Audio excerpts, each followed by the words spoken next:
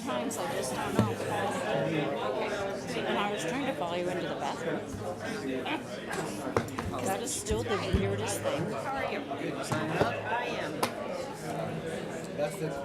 That's the quota on the pool. Yeah, well, they're going to have two more. So, quota goes out the window. So.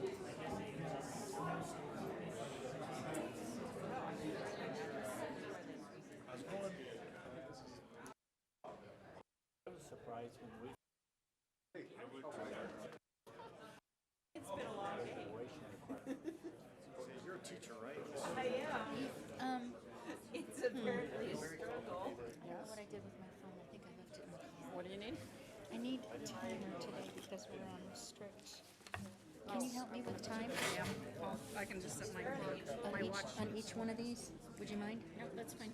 Like once we get out of public, once we get into here. Okay. Go down the street. Almost done down here, here. not quite. Then we had to leave the muggers. You know? Well, that's what we upgrade. I got the address now.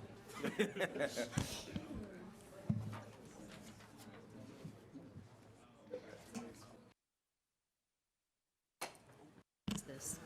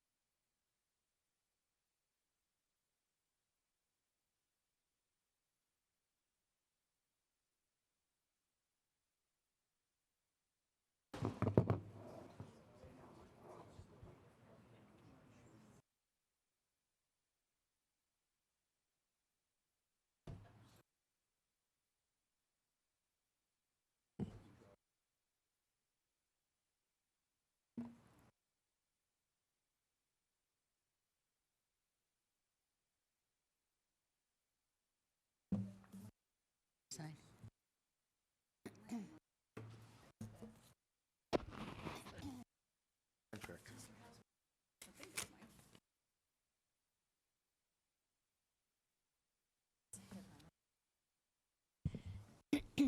Okay, I'd like to call the meeting to order. Wendy, if you please call the roll. Paul Banks. here. Pam Howard. Here. Lori Vistor Ward. Here. Barbara Cruz. Here. Dave Levy. Here. Mark Sutter. Here. Jeff Swanty. Here. Thank you. Jeff, if you would lead us in the Pledge of Allegiance, please.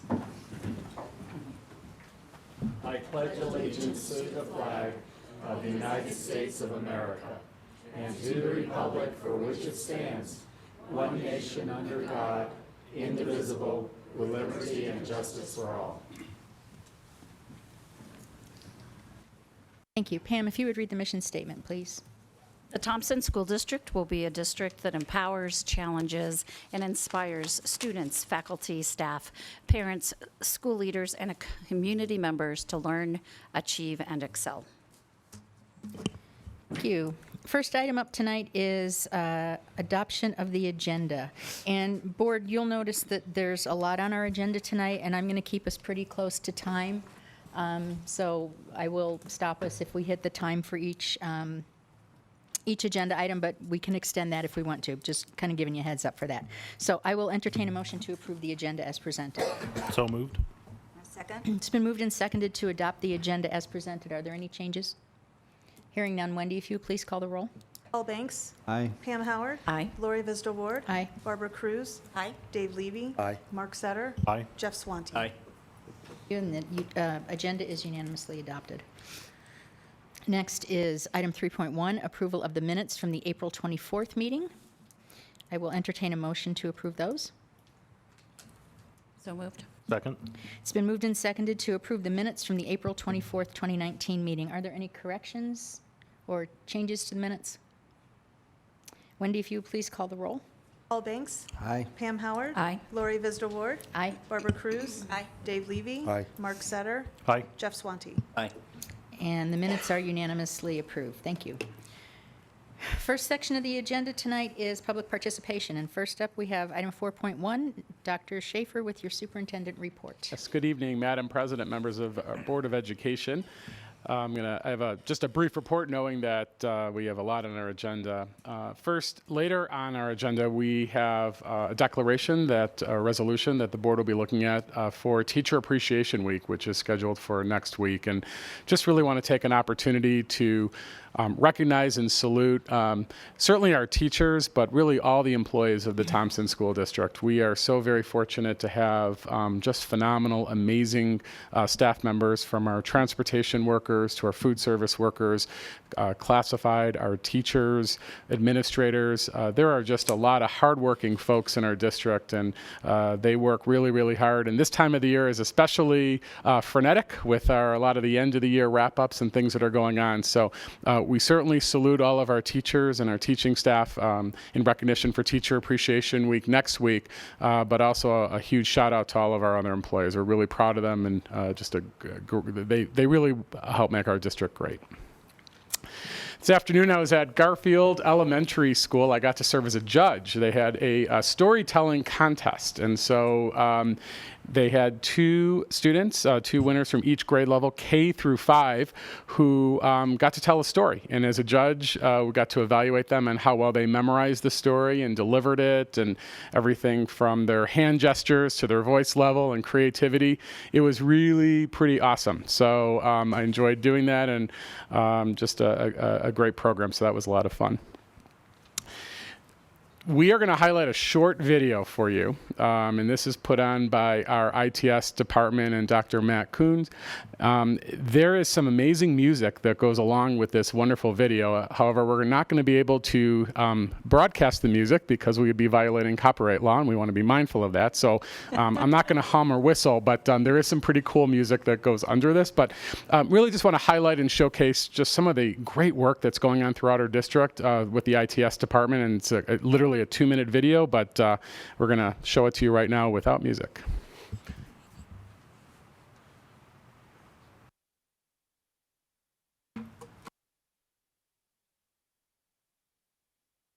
Like a talkie, right? It's from the early. Moves fast.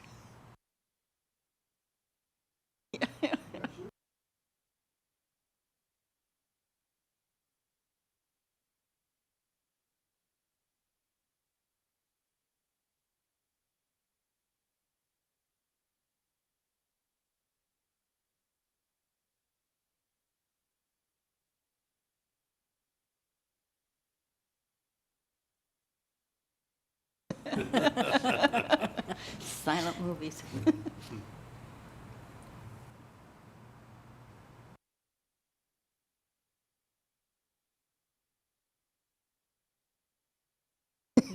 Savannah.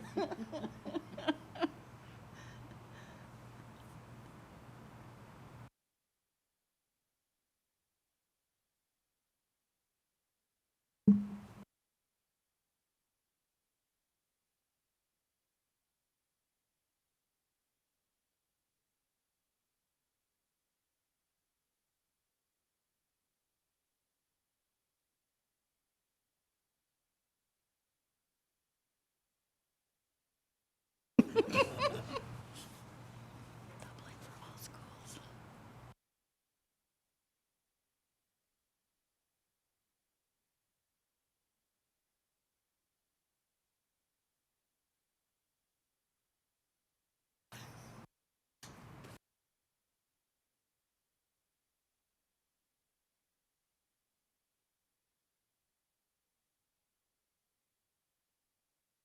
So again, a quick highlight, and it's just a really good way to, it's our bond and mill levy dollars at work, and so there's a lot of great things that are happening in the district, and so just wanted to showcase that. And is this posted that if people wanted to see it with music, they would? It's on the ITS website, and it's on YouTube. It is a lot better. So, all right. So this evening, for the final part, I'm pleased to bring forward two hires that will be serving in the one on the learning services team and one on the HR team, and so they're both here this evening. I'll call one up at a time. So we're going to start with Jennifer Guthels. So Jennifer, if you can make your way up to the podium as I'll talk a little bit about you. We are pleased to bring forward Dr. Jennifer Guthels as our recommendation for the position of Director of Student Success effective July 1st. In this role, Dr. Guthels will direct and coordinate district resources and support for students' social, emotional, behavioral, and physical wellness. She will work closely with school counselors, social workers, behavior specialists, and other specialists in the district who support students and families every day. Dr. Guthels is currently serving as the principal of Fall River Elementary School in Longmont, Colorado, a position she has held since 2009. She also has served for 4 years as the principal of Thompson Falls Elementary in Thompson Falls, Montana, and has taught language arts at the middle school level as well. Dr. Guthels has earned a Bachelor of Arts in English Education, a Master of Arts in Integrated Arts and Education, and a doctorate in Educational Leadership. All 3 degrees were earned at the University of Montana. So we're pleased to welcome Dr. Jennifer Guthels. Hi there. Thank you so much for having me tonight. I am so excited to accept this position of Director of Student Success. When I saw the details of the position, I knew it was my dream job. Not everyone in the room may agree, having heard that list of things that I'm taking on, but I do deeply believe that all students can succeed, and helping the students of Thompson School District do so is a great honor for me. I have loved every moment of being an educator. I was thinking back to how this started in high school when I taught beginning flutists how to play hot cross buns, I believe was one of our standards. On through, I remember running my first kinder camp, realizing probably not a good idea to teach 5-year-olds how to start a campfire. So right there, physical wellness on top of it. On up through being a middle school teacher, an elementary principal for many, many years, and most recently we became a foster family. I just love learning. I love learning from and with kids, and I'm just so excited to keep doing this in this new way. During this educational journey, I've had so many opportunities to learn from students, families, staff, colleagues as well, learning about mental health needs, learning struggles, issues of inclusion and belonging, all of those things, and how important it is to address all of those things for our students to be truly successful. I also wanted to mention that, as I told some people in the room here tonight, as colleagues, acquaintances, and friends have gotten word that I'm joining the Thompson School District team, I have heard nothing but positives about the school district, and I cannot wait to get to know these people because I've already heard so many great things about them, and I've already felt so welcomed by your fantastic staff. We may not all take the same path to success, but helping children find their unique path is really, to me, one of the greatest joys of being an educator. And thank you for giving me the opportunity to do so in this new position and for the Thompson School District team. Thank you. Thank you and welcome. And Melissa. And as Melissa steps forward, I'll read a little bit about her.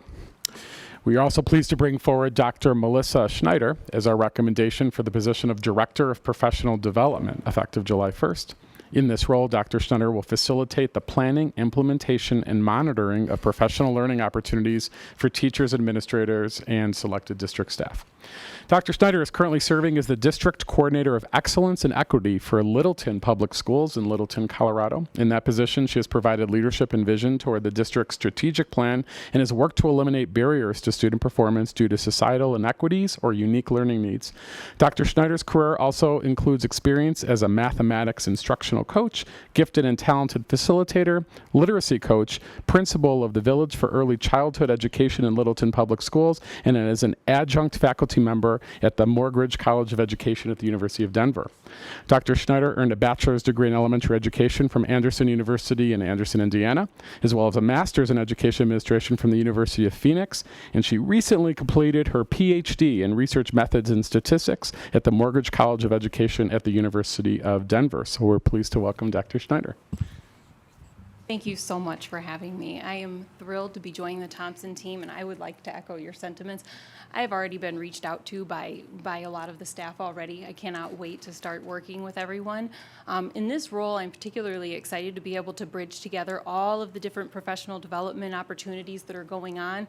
I think that as educators and everybody in this room who has been around education knows that our plate doesn't get, it gets fuller as time goes by. And that's a good thing. We have so much to do for kids.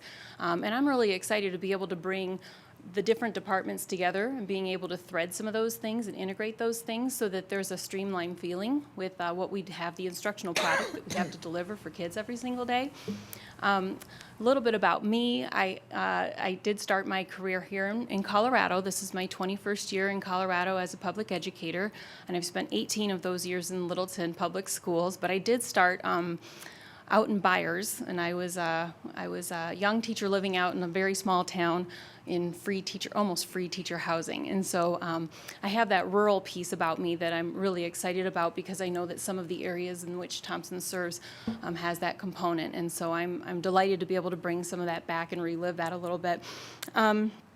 You know, as Dr. Schaefer said, I'm the equity coordinator at Littleton Public Schools right now, and that's something that I bring to as well to Thompson, is just to be able to thread through the opportunities and the different agency and pathways that we can make for all of our students here. So thank you so much for having me. I can't wait for the year ahead, and I can't wait to get to know all of you.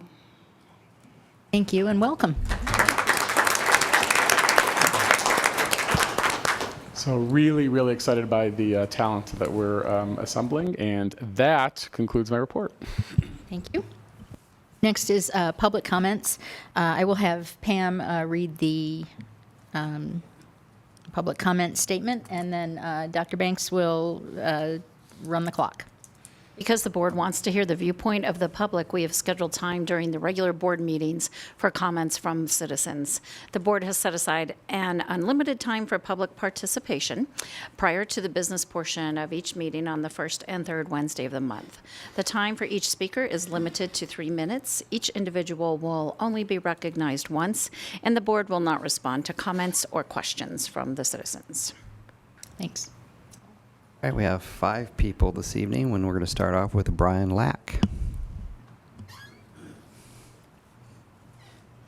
Hello, Brian Lack. I live on 706 7th Street in Berthoud, Colorado, and I'm a trustee for the town of Berthoud. And I'm sure you can guess why I'm here this evening. Okay, the clock is ticking now.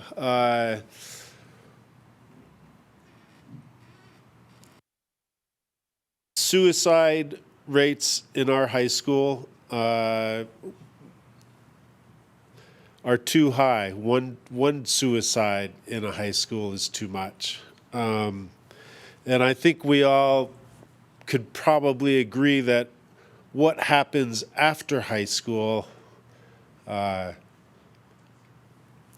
is almost just as important as what happens in high school, in the classroom. And since I've been a trustee, I've really been striving to figure out more things for our kids to spend time in a healthy manner after school, to get them out of their house, to get them out from a television screen or a computer screen. We made some skate park improvements, and they were very, very modest improvements. And after those improvements happened, it was such a beautiful thing to see the usage rate at that little modest skate park skyrocket. And part of the reason is there's just not a lot of things for kids to do in Berthoud. We're not Loveland, we're not Longmont. You can't ride your bike to a movie theater, or before you could barely go to the skate park. So I guess what I'm trying to say is if we could form some type of a partnership for a swimming pool at Wagner Farm Park, I think it would be a great thing on so many different levels, not only for our community, but for the students that go to our schools. Those kids really need something to do when they get out of the classroom. And I recognize you guys are gonna have to make some really tough decisions, but I think it's something to think about. What do those kids do after school? And what a great way to form community, to jump into a body of water with a bunch of other kids. Pretty powerful metaphor, I think. So anyway, thank you very much for your service. Thank you for my 3 minutes. And I'm very impressed with how you guys run your meetings. It's great to see, and I think I'm going to try and take some of this back with us to our board meetings. Thank you very much. Next, we have Paul Alabak. Pleasure to be here. I'm also from Berthoud. I'm also to talk about swimming pool. I just want to, I was going to start out and say I'm not a parent of a swim team member, and I'm actually a lousy swimmer myself. But I think Berthoud High School students should have the same opportunities to participate in aquatics as students in other high schools in the Thompson School District. We live in an age where kids spend too much time on electronic devices, and childhood inactivity and childhood obesity are national epidemics. These are real problems. We now know that physical activity plays a very complementary role in academic learning, in physical health, and helping students lead a more balanced, healthy life. Swimming is well documented to be one of the most effective and healthy forms of exercise. Making it easier for Berthoud students to participate in this popular and important aspect of sport and exercise would be of great benefit to kids in our community. At one time, a swimming pool was considered an expensive luxury for a small community like Berthoud. But Berthoud has grown, as I think everybody knows, and its needs have changed drastically. Now I see the lack of a pool as a real constraint for physical education programming at the high school. Frankly, it seems a bit unfair for Berthoud students and their parents to have to drive between 6 and 8 miles each day back and forth to Loveland for practice before or after school. This requires extra time, money, and for kids that already have huge demands on their time is a real constraint. Let's help keep these kids safe and give them something that is just a short bike ride from their school. I urge you to think carefully about considering this proposal for joint funding with the town of Berthoud for an indoor pool as you think about developing priorities for this year. I think partnerships like this one are often a really great way to get the best value for your money. Thank you for your time. Next, we have Amy Delwart.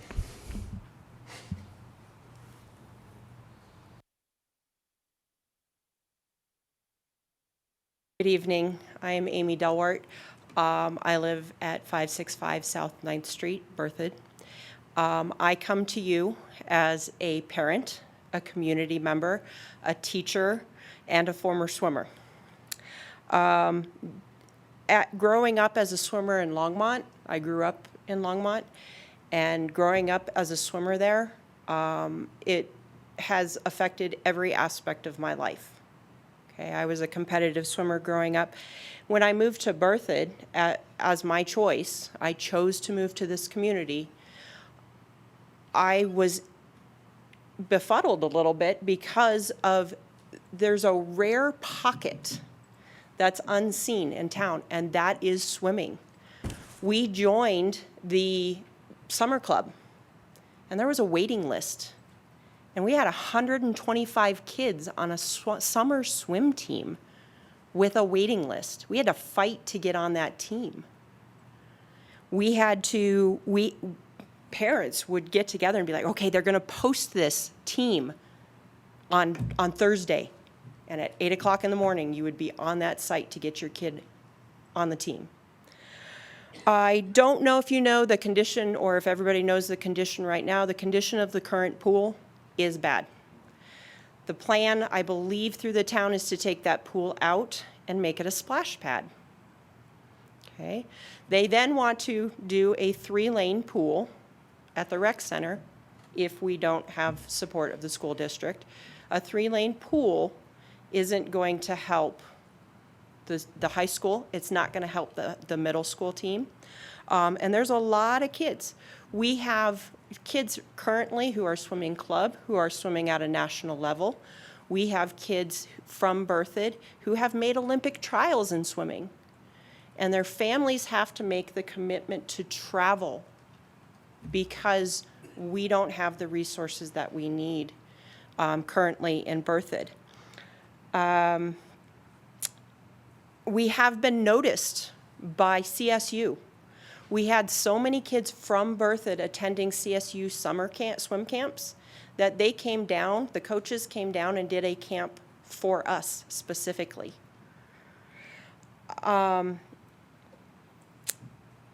You know, you have a rare opportunity right now.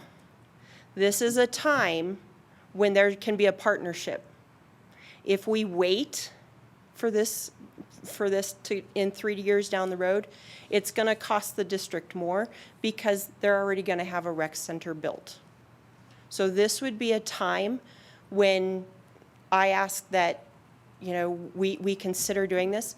But I'm also not the kind of person that's going to come to you without a solution, or at least an attempt at a solution. You have a program in Thompson School District that can actually help with all of the construction projects. It's CTE. You have career and technical education students who are working on construction and working in construction classes. I would love to see those kids help with the building projects and with the repair and the maintenance of our schools. And that would benefit them, and that would benefit the school district, and it could ease up some funds that would help you to spend this bond money in a slightly different way. So I think there's a lot of potential here if we just look at all the different avenues that we can approach this by. Berthoud would love to have a pool. The CTE kids would love to have job experience and go out and start their careers. Okay? The district would love to save some money on some of these maintenance issues. It's a win-win-win. All right? So I appreciate your time, and I hope that you will consider. Next, we have Jamie Delwart.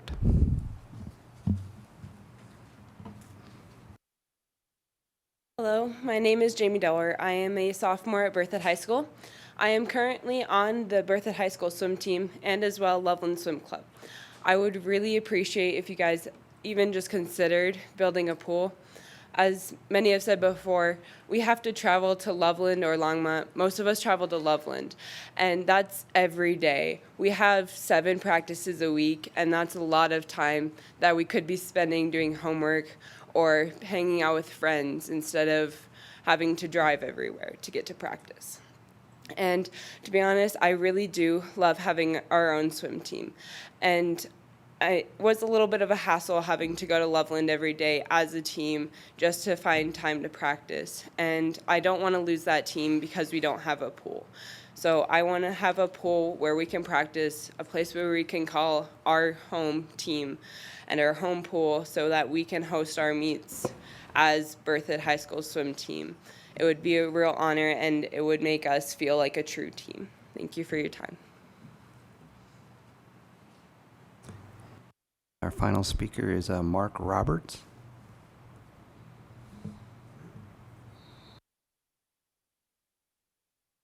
Hello, my name is Mark Roberts. I also live in Berthoud, 4950 Malibu Drive, and I apologize for my rather casual attire. I only found out about this meeting about an hour ago, and I have 2 daughters who swim. One, Hannah Roberts, my junior, she was on the Berthoud High School swim team last year. Their inaugural season was very successful. I have a younger daughter who's over at Thompson Valley swimming right now, which is why I jogged over here, swimming with Loveland Swim Club. She was a member of the Turner Middle School swim team, which also only started a couple of years ago, but it has also been very successful. And I've seen the impact on their lives, not just the exercise, but the camaraderie,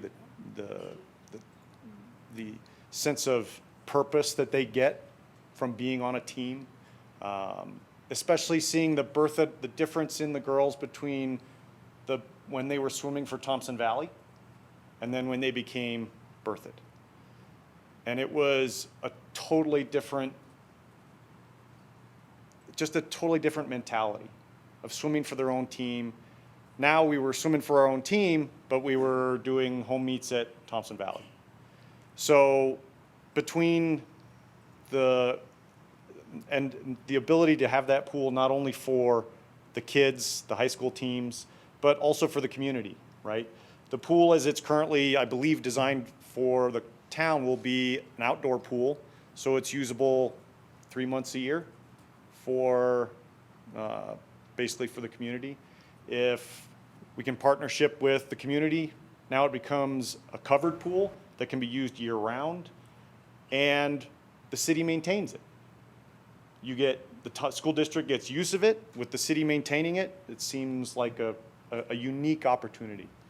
And not just for the kids, but also for the parents. The parents now, I mean, my wife and I shuttle back and forth to Loveland 2 or 3 times a day for swim practices and on all this kind of thing.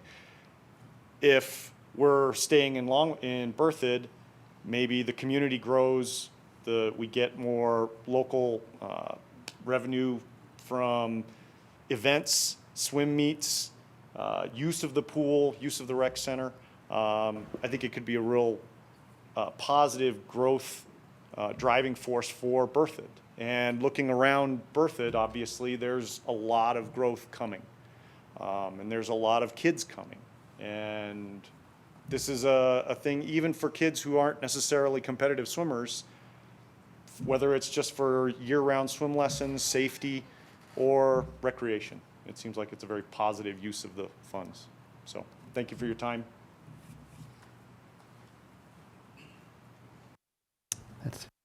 Okay, thank you. That brings us to an end of the public participation portion of the meeting. Next, we have action consent items. I will read through all of them. We will have a resolution that we'll read at the end. Barb will read that. And after I read through them, if anybody wants to pull off any of the items, just please let me know. Otherwise, we'll take them all up together. Item 5.1 is approval of personnel, extra duty, and coaching recommendations. Item 5.2 is approval of probationary licensed staff contracts. Item 5.3 is approval of the New Vision Charter School renewal. Item 5.4 is approval of the bond-related abatement contract.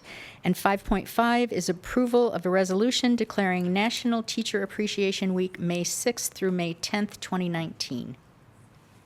We good with all those? All right. Barb, if you would read the resolution, please. And you know what? Are there any teachers in the audience? If you would all stand so we can see who you are and recognize you while Barb reads this resolution. I don't mean to put you on the spot, but it's nice to see you. Thanks. Yay.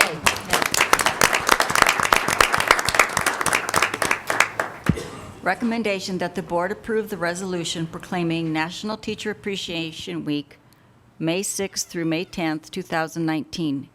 Teachers provide so much to our students: inspiration, motivation, and ultimately their futures. From May 6th through 10, 2019, we would like to show our thanks and gratitude. Teachers change the lives of millions of children every day, and their work and impact extends far beyond the boundaries of the classroom. The commemorative week, which includes Teacher Appreciation Day on Tuesday, May 7th, was created as an opportunity for students, families, and community members to recognize educational professionals for their service and dedication. And then you've got all your whereases. There are none. Oh, down here. Excuse me. We have to get those whereases Yes, in. okay, resolution, yeah, lots to go yet. Whereas, teachers mold future citizens through guidance and education. and whereas teachers encounter students of wildly differing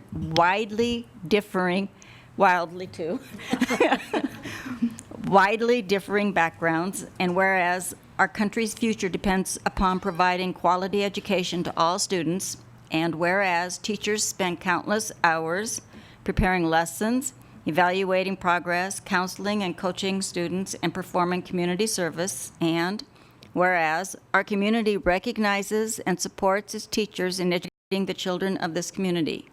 Now, therefore, be it resolved that the Thompson School District Board of Directors proclaims May 6 through 10, 2019 to be Teacher Appreciation Week.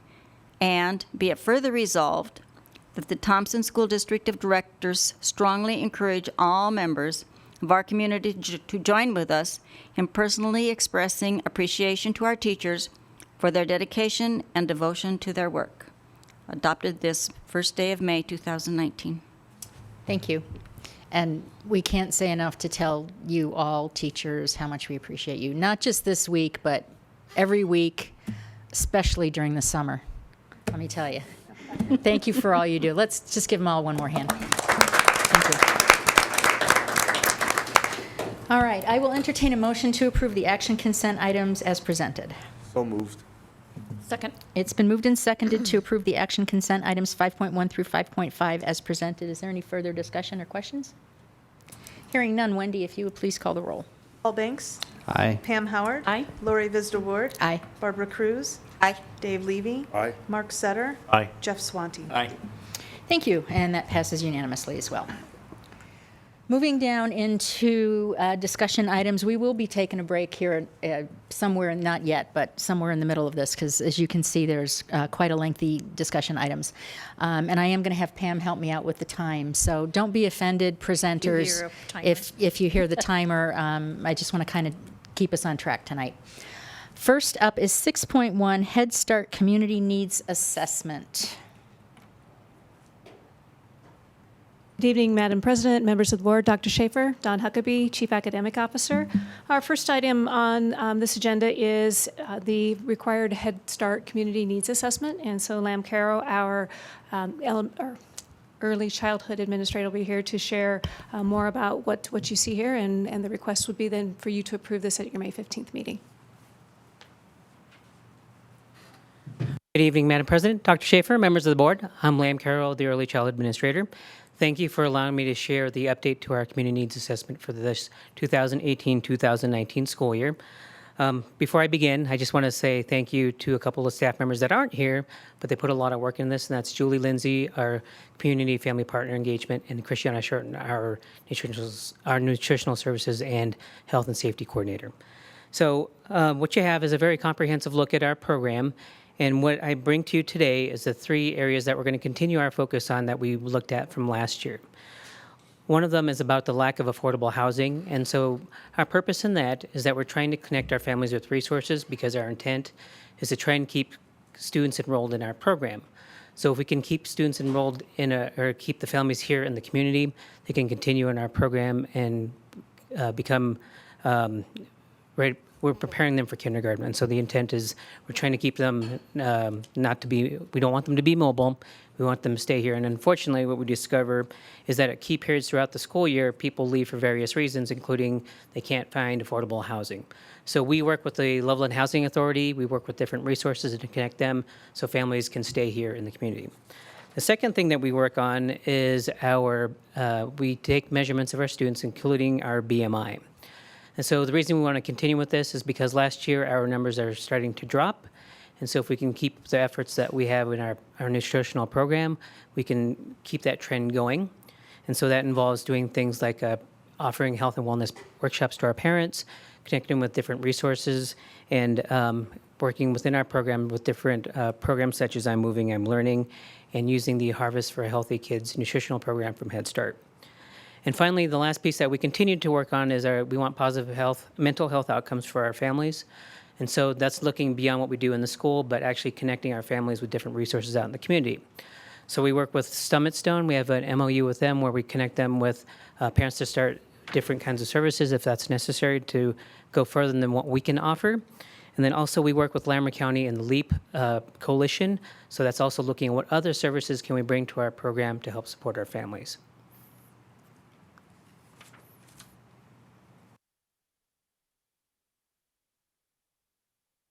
Thank you. Board, any questions? We'll be asked to approve this needs assessment at the next meeting. Just one comment, as usual, Lamb, very thorough, very on target. Thank you. Thank you. Anybody else? I don't mean to put Lamb on the spot, but you know I usually do. Yeah, go ahead. Could you just talk a little bit more about the LEAP Coalition? Yeah, so that was started 2 years ago with the Early Childhood Council of Larimer County. They received a grant from Larimer County to start pulling together resources to bring different mental health providers in the community to start working with early childhood providers across Larimer County. So we are a part of that, and what we do is we create this bank of resources that we share amongst each other, but more importantly, share what other things that we can do to support people beyond Thompson, but in Larimer County. Any other questions? All right. Thank you, Lamb. Appreciate it. And as well as that was the overview, but there is attached to this the full needs assessment report, which is full of data. That's correct. Yeah. So, thank you very much. thank you. All right. Next is item 6.2, upcoming boundary changes. Todd Piccone. Yes, good evening, Madam President, Board of Education, and Dr. Schaefer, Todd Piccone, Chief Operations Officer. Tonight we'll discuss the proposed boundary changes that, as part of STAC recommendation and as recommended by the Master Plan Committee on April 18th, 2018, changes to the existing boundaries were proposed to address both safety and growth concerns. These changes were discussed in subsequent meetings on May 2nd and 16th, June 6th of 2018, and February 6th and 20th of this year. As part of the BO Board of Education meeting on February 6th, we also said we would solicit information and from community meetings and community forums. One was held at both Loveland High School and Thompson Valley. Tonight, staff will present the findings of those meetings and then more details on what the boundary proposed changes are. Next, next step is we'll propose that the board will adopt these on the May 15th Board of Education meeting. So at this time, I'll invite Skip, our planning manager, up to review in more detail. Evening, Madam President, Dr. Schaefer, members of the board, Skip Armtoski, planning manager.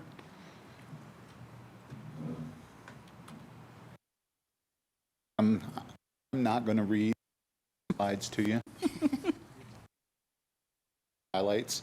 As Mr. Piccone said, we've been through these a couple of times before. This is basically just a refresher and to provide updates on numbers and the public input. One of the best things we did this time was come up with a common question sheet, which we took to the community forums and pretty well answered all the questions right there on the spot. The changes would take effect if they're approved this month. They'll go into effect not this coming year, but the following year, so 2020, 21. The biggest question everybody asks is what happens to kids that are in that school when the boundary changes. According to board policy, once a student steps into a high school, it belongs to that high school. A boundary change does not remove a student from high school. If a student is, okay, I'm going to try and do this without screwing it up. If a student is in 4th grade or 7th grade next year, which means a boundary change would keep them from closing out that level in their school that they've been in, they get automatic open enrollment approval to stay in that school for their 5th or 8th grade year. So they have the choice. They can go ahead and move to the new school, but if they decide that they want to stay at their school and finish out that level, they have to do an open enrollment simply because their attendance code changes, but they get automatic approval of that open enrollment to stay in that school. And then, of course, if it changed the subsequent feeder system school, the middle or the high, they would then have to apply for open enrollment there, just like everyone else. And the other question that comes up a lot is siblings. If someone has a sibling in a school and they're applying for open enrollment, by policy, that is the number one priority, is keeping siblings together. Remind me again why we wait a whole another year, knowing that the need's kind of here now. Why do we wait a whole year? Number one, by approving this in May, families have 6 months before the open enrollment window opens. So they have plenty of time to process that change and figure out, okay, because in November we start applying for open enrollment for the following year. We want to give families enough time to examine their options and figure out, okay, are they just going to go ahead and roll to the new school?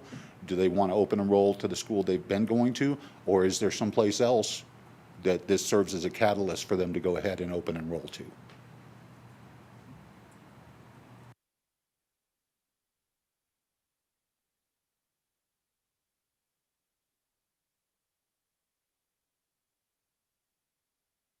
The 4 changes that we propose making, we're adjusting Loveland High boundary back to Eisenhower Boulevard, adjust Carey Martin Elementary School's northern boundary to the south, send that part of B.F. Kitchen's boundary that's northwest of 14th Street Southwest and Taft to Sarah Milner, and adjust middle school boundaries accordingly with these elementary changes that we're proposing.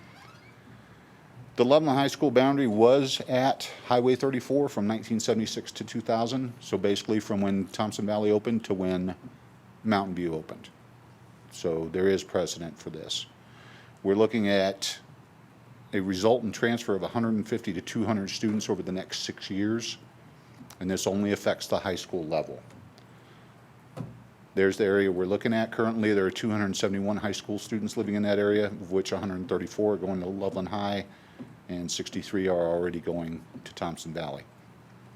The upcoming grades is there just to show that we're expecting similar grade levels coming through the pipe, and in 5 or 6 years, we expect that total to stay right around 270 to 280 kids in that area.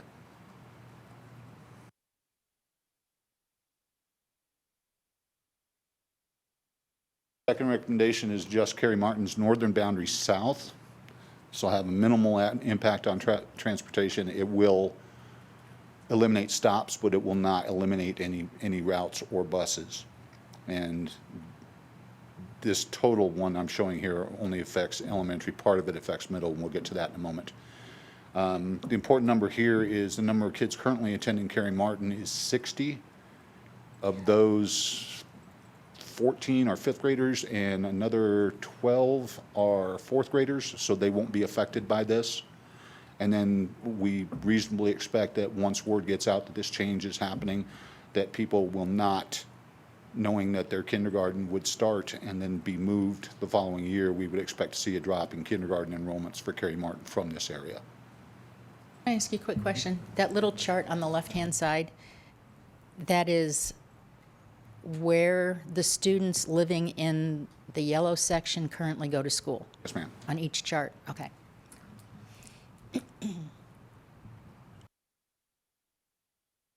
Third recommendation is send that part of BFK's boundary that's northwest of 14th and Taft, so basically right across the street here, and encompasses King Supers and the apartments and all of that.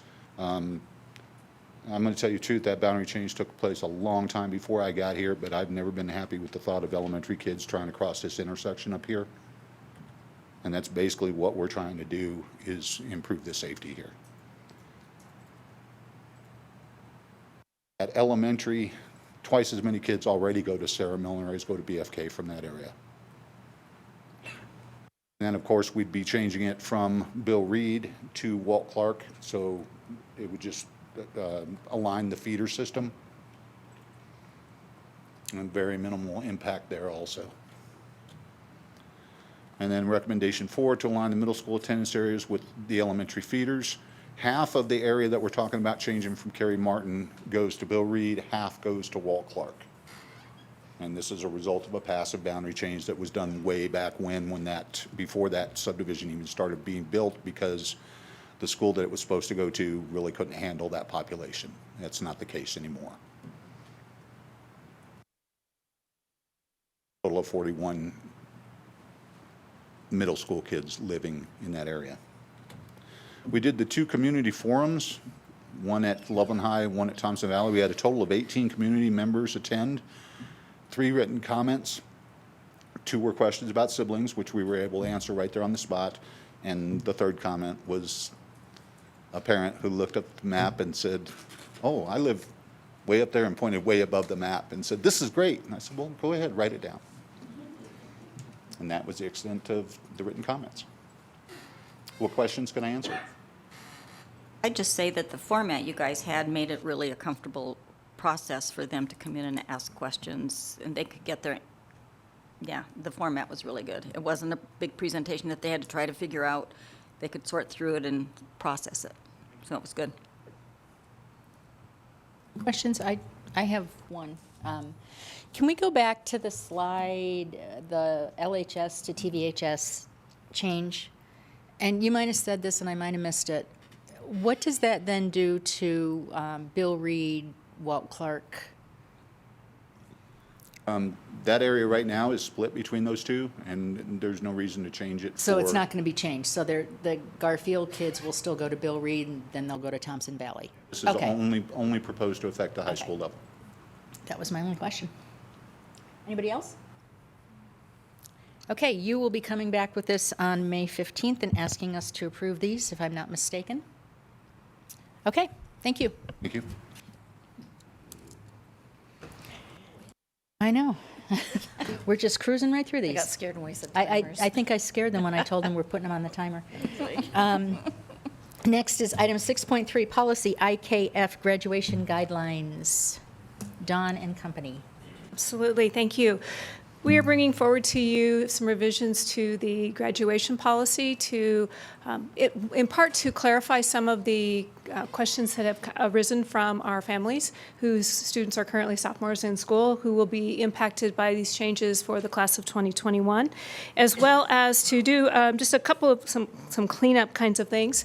And really what, from a process standpoint, we were looking at, I'm going to jump into the PowerPoint here. Just kind of give you a little bit of background. I mean, this work's been going on since 2013, when the first graduation guidelines were issued by the state of Colorado. And so you can see over the course of time, we've done a lot of work in this policy. What we've discovered as we came together here in September of this year is that our current policy created some barriers potentially some barriers for students to graduate, and we wanted to revisit that and just have another conversation, make sure, is that really what we intended to do, or is this something we wanted to maybe perhaps change? So the Thompson to Life group has met a couple of times, looked at the proposed changes. We've had conversations with our building principals, with classroom teachers, counselors. Students have been engaged in this. We've met with TEA to see what are the impacts around this. And so we're bringing forward these recommendations to you here tonight for approval at your May 15th meeting. So just to give you an idea of what has changed, some of it is simply formatting change. So one of the changes you'll see when you look at the red line, you don't notice if you don't look at the red line, but the red line is we swapped the order. The existing order in the current policy, it has our 20 credit diploma, then the 24, and then the 28. And so we switched those to put the 28 first with it to encourage students, parents, that's what you see first when you look in our board policy is that highest distinction diploma. We wanted to clarify community service. So community service was one of the things that was added last year with a requirement for all students to have 20 hours of community service. As we, again, tried to make sure that the students who are currently in our system are not going to be negatively impacted and trying to obtain 20 hours in their next, because it's been a little ambiguous how we're going to do this. So what we're recommending is that it's prorated for students. So this year's sophomores, who will be juniors next year, will be required to have 10 hours of community service. So basically 5 hours each year, or they can get them all in 1 year, however they choose to do so. This year's freshmen, who would be the class of 22, who will be sophomores next year, that would be prorated at 15 hours. And then students who come in as freshmen next year, and all students beyond that, then would have the full 20 hours of community service over the course of their high school career. We've also then want to provide opportunity for students who volunteer to get high school elective credit. And so 30 hours of volunteer credit counts towards a quarter of an elective credit, and 60 hours would be a half elective. So students who go above and beyond can also have an opportunity to have some elective credit towards their diploma. So that's kind of the broad formatting. Another one is we changed and this is like a language change, and this is probably the biggest change in this policy, is that we changed the definition for capstone. And in the policy that was approved a year ago, capstone was required for all students, and capstone meaning that it was a way for students to demonstrate their proficiency and competency in English language arts and mathematics. There is a whole list of ways that students can demonstrate that proficiency, and there's a whole table in the actual policy that are approved by the Colorado Department of Education. And so with that big list, it could be a barrier if students had to complete that both. Basically, we were asking students to do two things. And so we're proposing that this would be changed to be an opportunity for students to use as a way to demonstrate their proficiency and competency, rather than required for every student. Part of it was a capacity issue to go through a portfolio for every single student and try to figure out how are we going to do that. And students will still be able to take capstones, so we'll have IB capstones, there'll still be LISA capstones, so those program and pathway capstones will continue. This graduation policy is really specifically talking about the capstone that would be for students who need to demonstrate that competency in English language arts and mathematics, basically to determine that they are college and career ready. We added language to that college and career readiness matrix for English language learners. And so there are a number of ways our English language learners can demonstrate competency, and these are per the Colorado Department of Education guidelines. So we want to make sure those were incorporated. And then there are some things that we're recommending to be deleted. One of them is there is reference to a paragraph around early graduation. We have a policy, IKFA, that is early graduation. So this was a redundancy and not necessary to have included in both policies. We've also are recommending removing information regarding, referring to our work habits competencies. Those are not required for graduation. They are part of how a student is graded within a course. So it's not something that is a graduation requirement, it's grading. And then we removed language regarding graduation participation for students with disabilities. And what we will be doing is we will be adding that and bringing that forward to you at your next meeting. We will add that language into policy IKFB, which is around graduation exercises. So again, we have a policy around graduation exercises, but yet we've called out a group of students in the graduation policy. We want to have those things be consistent. So we will be bringing that policy to you at your next meeting. And so we'll remove it from one, but put it in the other, is basically what will happen there. So it looks like a lot of red stuff going on, but those are the changes that we are proposing. And we'll take any questions that you may have. Questions, board? Jeff? I like the idea of the community project, but I question how it's going to be administered and documented. Is it overseen by teachers, counselors, and an old expression comes to mind, never make a rule or a law that you can't enforce. So it just seems like there's a lot that's going to go with that. So that's a great question, and we are working on exactly what that will do. We do have some programs where our students, with their ICAP, where they are documenting what they are doing around college career exploration, what is their plan after high school. So there are places, and we're looking actually at another program that would also help us capture that. And so partly it's on students, but then it will have to be some verification. And we're also working with our staff to identify what's going to be the best way to manage that for all students. So we will figure it out. I'm going to say, we've got a year before that group of students are seniors to have that in place. And so that will be some work we will be digging very deeply into very soon. I salute you for your work there. Again, I think it's very important. I'm just concerned about the administration of it. And I also want to say I'm very happy to see the capstone projects no longer required. I questioned that, so I think that's a good decision.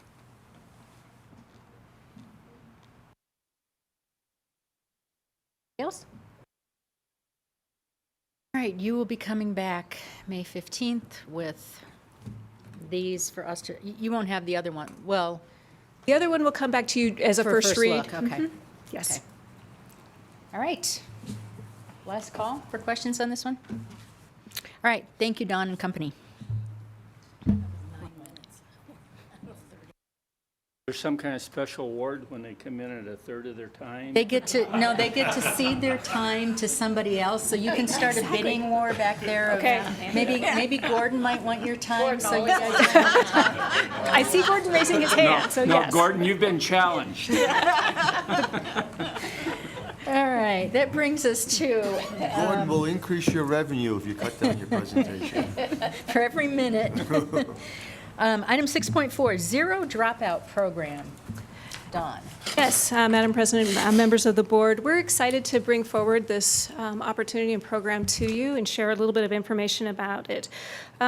As stated in the memo, we, over the past 6 years, have an average rate of dropouts at 1.9%, and that comes out to be roughly 160 students a year that drop out of Thompson School District schools. And primarily, they are high school students. And so in order to better serve our students and our community, we want to look at what changes can we make? And we want to look at both from a proactive way as well as a way to how do we help students feel more successful in school before they drop out, and then what do we do when they drop out? And so currently, we don't have a program that really goes out and solicits and brings kids back in. I mean, we get some students to come back for in the following fall, but we don't have an active recruitment for that. And so what Theo Robeson, our Director of Secondary Education, he and the counseling team and the building principals have really been working hard this year on how do we be more proactive with our, especially like 9th and 10th graders, keeping them on track to graduate, but then what are we going to do when they've already dropped out? So what this program is working with a company called Zero Dropouts, LLC, Limited Liability Corporation. I believe that's what that stands for. And they would then be a contractor with us to do that work to re-engage those students who have already dropped out and bring them back into Thompson School District and work on credit recovery or a GED so that they leave our schools and our system with a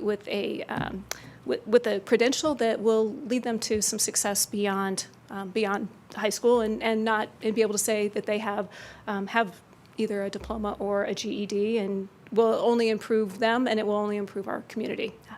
So what this is, this particular program is an opportunity. It provides a blended learning for our and wraparound services. So there's counseling, mental health supports that re-engages our students who have previously dropped out of school.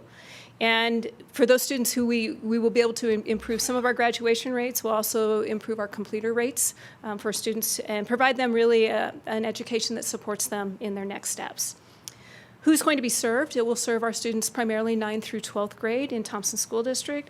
These students are currently on a deferred expulsion. They may be currently expelled and or missing significant credits, as well as those students who have dropped out of school who are not yet 21. The structure provides credit recovery, GED prep through a blended learning model. There's a small teacher-to-student ratio. There are instructional pullouts, enrichment activities, project-based learning. There are opportunities for concurrent enrollment, so where we can get them connected to a community college, we will be able to do that as well.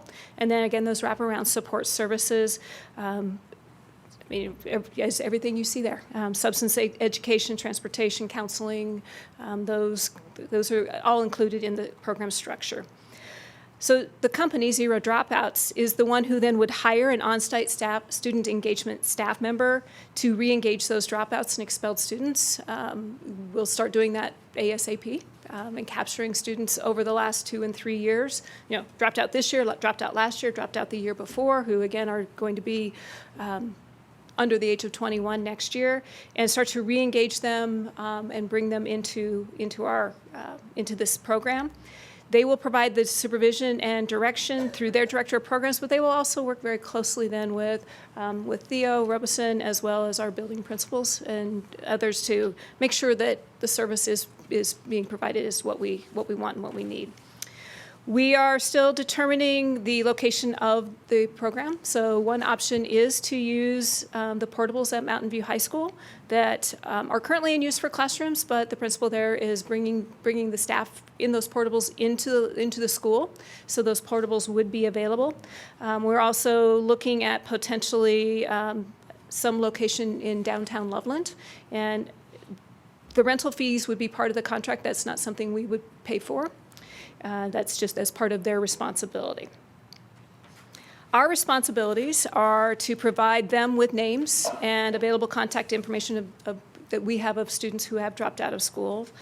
We would then allow them to piggyback on our credit recovery online program so that they could use the same program that, and some of these students probably have already used it. So we'll just continue their work there. Access to Infinite Campus for students once they're enrolled in the program so that they can take attendance, those kinds of things, so that we can keep track of them from a PPR standpoint. And then this last bullet on this is actually a benefit bonus that we get that we've been able to negotiate, is in addition to the person who would be supporting the program, they are also then going to provide us with a 9th grade intervention specialist who would be housed at Mountain View and support 9th grade students at Mountain View. So these would be students who have not yet dropped out. So we're actually getting 2 staff members out of this contract. Program costs, so that's always what it comes down to, is what's this going to cost us? The contract is going to be written for the number of students that are recovered from the dropout list, so students who we currently are not receiving PPR for as of the October count day. So if they are able to re-engage 90 kids, that's what they project, they believe they can bring in 90 students into this program, then we would get the PPR for those 90 students. We don't have it now because we're not anticipating them necessarily coming back at this point. And then what we will do is we would pay back the 100% of that to them. Now, again, we're getting that benefit of having that extra staff member at this point that will then help us build that proactive side of how do we ensure students stay on track as 9th and 10th graders and don't find themselves in dropout. If they don't bring in 80 to 90, we will only pay for the number of students that they've re-engaged. And so if they only re-engage 30 students, we still get the 2 staff members. So we still get the staff member that will support the program as well as the staff member at Mountain View. So it's a 1-for-1. There is no risk to the district. And as I mentioned, these other benefits is really this specialist who will then work at Mountain View High School is going to work with students who coming in might have already been identified in 8th grade as being at risk. They have a number of D's or F's as 8th graders. So we'll identify probably 30 to 40 students that person would basically case manage and would be then interacting with the students, with the families, identifying what are the barriers to whether it's attendance, whether it's the academic, their grades, whatever it might be. And where Zero Dropouts has worked in other districts, that proactive side in particular has been highly successful and been proven to show increased graduation rates. Doesn't occur in the first year. It's kind of when those kids hit 11th and 12th grade is when we start to see that the percentage of graduates improve. We also have a separate consulting contract with Zero Dropouts that's going to support the other schools. And so this is a contract out of one of our learning services budget lines that will provide that consultation to the other high schools to how do we start to kind of build and grow our own 9th grade intervention specialists. So down the road, our hope is that we would be able to do this on our own. Right now, we're just not in the place to be able to do that. So I know that was fast and furious. Questions? You started to touch on my question there at the last comment. So this isn't a negative, critical comment at all, but I'm just wondering, we spent a lot of time and effort and a lot of expertise in the district What is it? What's the secret sauce that they have that we're not able to do? Why aren't we doing these already? Or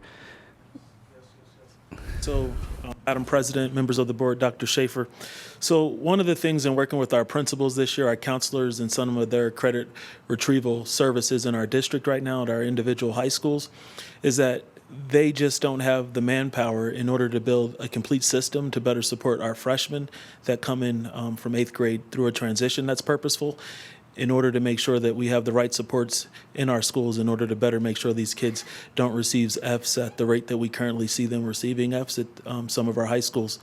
And so one of the things that we challenge ourselves to do in this group is try to figure out if we could brainstorm an ideal situation through some design thinking of what this can look like. We figured that we need some coaching around this specific work from some people that have actually have a corporation or company invested in this. And then we also felt that from that coaching, within 1 to 3 years, hopefully we can transition off that level of support.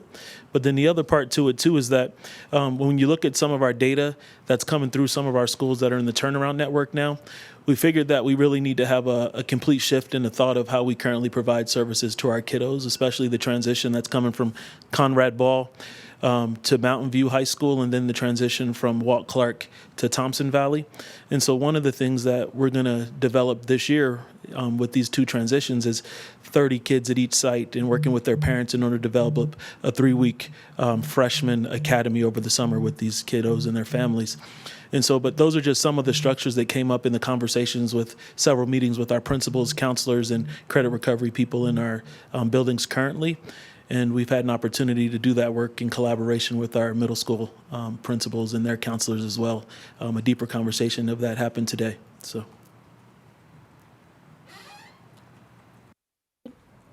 come back to me. What do you think is the major reason why students drop out? So, no, that's a great question. One of the things that I think when a student drops out, a lot of the times you can see certain things that's occurring in elementary school. One starts to be with attendance. One of the other factors starts to be with behavior. Then the other one, last but not least, it starts to affect their grades. But one of the things that we're working on too with something in our district called the learner model is helping kids better understand the relevancy as it relates to school. And so some of us would argue that sometimes kids don't necessarily see the relevancy outside of adults telling them why they're learning what they're learning. And so we're trying to build a better system, EC12, in order to make that work happen more clearly. But I think to answer your question, Dave, I think a lot of times it's the relationship between the families, the teachers, and the student, but then also some of the factors that starts to happen where kids start missing attendance, then you start to see discipline issues occur, then grades start to drop. But I think if we build a better structure to support those kids earlier on, because one thing that I didn't say, as we develop this 8th to 9th transition, the following year we're going to try to develop the same work in 5th to 6th grade for a more purposeful transition. So that's just some of the reasons why I think we might start to see potential dropouts. I'm curious if the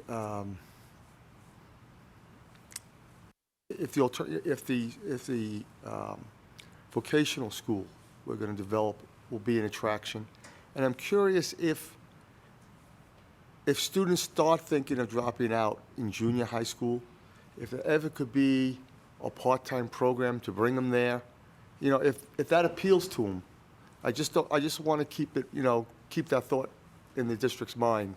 It might be some opportunity to keep some kids. So that's a really good point. And I know you were at the last Mission and Vision meeting, and one of the things that came up from one of our principal, Sarah Walgas, I believe, is the point of the fact of the earlier we can have our kids recognize the relevancy and tie them into the CTE programming and giving them type of opportunities and exposures.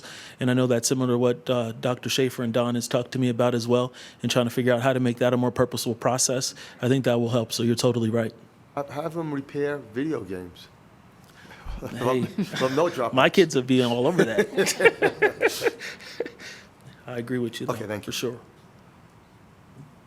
Anybody else? You have a question? I was just curious, how is the oversight going to work when they hire the employees? I guess I'm concerned if they're not hiring staff with teaching licenses. Who's going to oversee that from the district? I always get nervous about contracting services out, quite frankly, because I really trust our district staff to the highest level of degree. So I was just curious how that relationship will work with this company. That's a great question. So HR and risk management would oversee that part, as far as the contract and what's in the contract, what the background check looks like, and that's how we move forward with that. It's similar to other contracts that we have that we oversee. For example, if we're contracting like a school site coming into the district, we look at the guidelines that are in place of what the requirements are on their end, so it's similar to ours. I don't expect this to be a problem, but it is, the formula is, the more they do a good job retaining the kids, the less revenue they get. Right? They're getting 100. They work themselves out of a job, hopefully? Is that what you're So, suggesting? well, yeah, and I'm saying, That's a good I want point. to make sure the Yes. contract's incentivized for them to do that. So that's a really good point that Don has brought up several times. And so one of the things that we know is going to happen is that right now we're working on the back end with recovering these dropouts. But what we expect to see from the work that we're strengthening within our freshman program with that 8th and 9th grade transition and that more purposeful 5th to 6th grade transition is that in 3 years, we expect to see about a 50% decrease in the amount of dropouts that we currently have. So right now we're working on the back end to relive that Empower to Learn promise for our kids who dropped out. But then on the front end of it, as we re-strengthen that freshman work, we expect in 3 years to see a 50% decline. And we judge this based off the data that they have coming from Greeley right now, which is a totally different demographic in most instances than our district. And they're seeing about that type of dropout reduction with this work. And so the idea is it's sort of a catch and release kind of thing. Once they drop out, you get those kids back in, you get them graduated or GED, but then you've got some subset of kids that you may miss in later years. So it's But there's another part to it too. always a different group of kids. Yes, and let me explain to you, because one of the things too that they're going to help with is, so sometimes we have our kids that are currently in our high schools that actually aren't on credit, not at their age level with the type of credits or the amounts that they should currently have. And so they're going to also work with some of those kiddos too to help recoup that credit as well. So it's not just the dropout recovery kiddos that can access that, it's the kids that are currently in our system that can also have access to that program as well. And then the other part to it too is that one of the things that we've have a need for is a better deferred expulsion or expulsion process in our district, due to the fact that right now we put a lot of our kids on TOL, and a lot of our kids aren't necessarily earning the credits off of TOL to stay on track to graduate. So they can also help support us with having those kids have a more purposeful academic experience if they're on deferred expulsion or an expulsion as well. They come forward with a certain set of qualifications, because when you look at the support services, all of those opportunities that they're going to help the students with, do they have like a qualification list that they're going to be looking for? And are they successful in finding people? So they're very successful, and so the list that we gave them, I believe, had about 450 students on it, and they're pretty strategic. So the person that, when we get the okay to hire the person, hopefully, what will happen is that person will reach out to all 450 of those families to figure out, or those students now, because the majority of them are adults. They would reach out to those individuals to see what they're currently doing and to better judge them on their tier of their support to figure out if it's a good match in order to provide the supports for them to get back into school to do their GED. More than likely, the majority will probably be on GED that are coming back from the outside. It's a question maybe for Don. It says a separate consulting contract with Zero Dropouts will provide. Are they currently providing consultation? Are we working with them in any capacity right now in terms of consultation? So not at the moment. So right now we had a presentation with them today at our levels meeting. And one of the things that we were trying to figure out is what would be the best course of action pending that all this stuff gets approved through the board.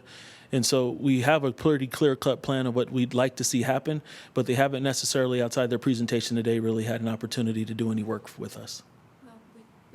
Well, we have a contract, though. I'm sorry. We do have a contract based on our own internal budgets, but not the big picture of the zero dropout. For the kids that are dropped out budget. But we actually allocated our own funds and resources in order to help build the summer program, and then also in order to build some coaching for our principals now at the high school level. I think they get about 2 hours or 20 hours between now and to the end of the year. And so we're going to have a plan for those principals to get some coaching in the near future, within a week or so, based on our district budget that we put So into this. the clarification then is that we are under contract, we are partnering with them right now for help with this summer program. They're under contract? Yes, they're under contract for the summer program now, yes. Thank you. A couple questions, comments. So first, I'm glad to hear that we're getting some data of their past history, because I know if they want to stay in business, they have to be successful. But it worries me a little bit when I see, okay, come October 1, as long as they have them on the rolls October 1, guess what? They get paid regardless of what happens to that kid afterwards. So they collect it up front. Yes, So, for sure it's going to be monitored. So we'll make sure to do that. Does this in any way affect our efforts of trying to retain our kids and have them enroll in Ferguson? Is it something totally different? Is it? So Dr. Germain's been a part of many of the conversations, and we figure that this fills a void that Ferguson doesn't necessarily provide. You may have said this before. So is it like a 1 year, year by year contract? Yes, it is. Okay. Thanks. Any other? All right, thank you. Are you going to, will this come back for an actual approval on May 15th? That was my next question. Yeah, we'd like the board to formally approve this. Do you have the financials for it? Was that in here? Was not in there Okay. today. We will have that for you on the That'd be 15th. awesome. Thanks so much. Anything else? All right, thanks, Don and company. Item 6.5, full-day kindergarten update. Gordon? I already started your timer. Without my glasses in, I couldn't see that. So. He's delaying. 15 seconds are already gone. Right, be brief, be gone. That's right. Madam President, Dr. Schaefer, members of the board, I'm Gordon Jones, Chief Financial Officer for the district. This is intended as just an update for the board for informational purposes on the full-day kindergarten legislation that has been introduced and has worked its way through both chambers of the legislature at the state level.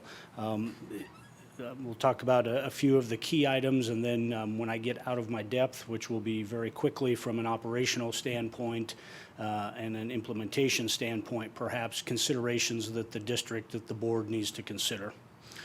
So first, key facts of the legislation.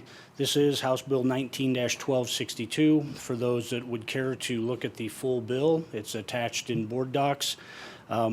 The current status of that bill is as late as yesterday afternoon, about 4 or 5 o'clock.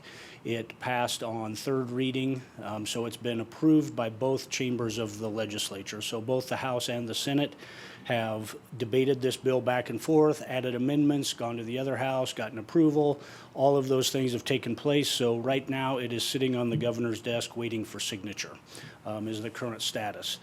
My anticipation is that since this was Governor Polis's #1 priority taking office and for the 1920 budget year, I imagine his signature is very likely on this piece of legislation. The legislative session closes on Friday, May 3rd, is when it ends. So again, the House and the Senate at the state level have done their work on it to get it to the governor for his consideration for signature. Some of the specific facts about this, what it would mean from a financial standpoint. This would increase the PPR funding for kindergarten students from the current 58% rate to 100% for those students that elect full day. The 58% is half-time funding plus the 8% kindergarten factor that we're allowed right now. The implementation would be effective with the 1920 school year. It would be available. It doesn't have to be adopted, but it would be available with the 1920 school year. The fiscal note that's attached to this bill has state estimates of participation rates that 85% of the kindergarten students in the state would elect to participate in a full-day program, and 15% would elect to remain half-day. That's for the 1920 school year, and then their estimates move that to 90% for the 2021 school year. Just as a comparison, Thompson School District currently has a tuition-based full-day kindergarten program. 73.5% of the students, the kindergarten students in the district, participate in half-day, and 26.5% participate in half-day. So it's percentages that are fairly close to what the state has estimated in their fiscal note.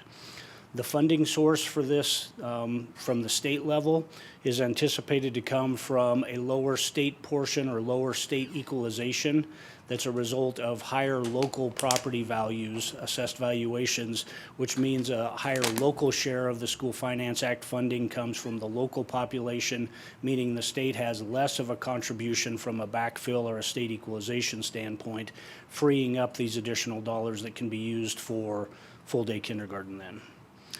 The funding is allowed for in the 2019-20 long bill, they call it, which is the state budget bill for all categories that has been through both houses and has already been signed by the governor. That allows for $175 million of statewide funding for this program. As I said earlier, implementation by each district is optional, not mandatory, but the legislation does say that any district that elects not to adopt the full-day model must provide a plan for what that migration to a full-day program could look like. Again, they're not mandated to adopt the program, but they have to provide some level of plan to CDE and the state of what they would do to migrate to a full-day program at some point.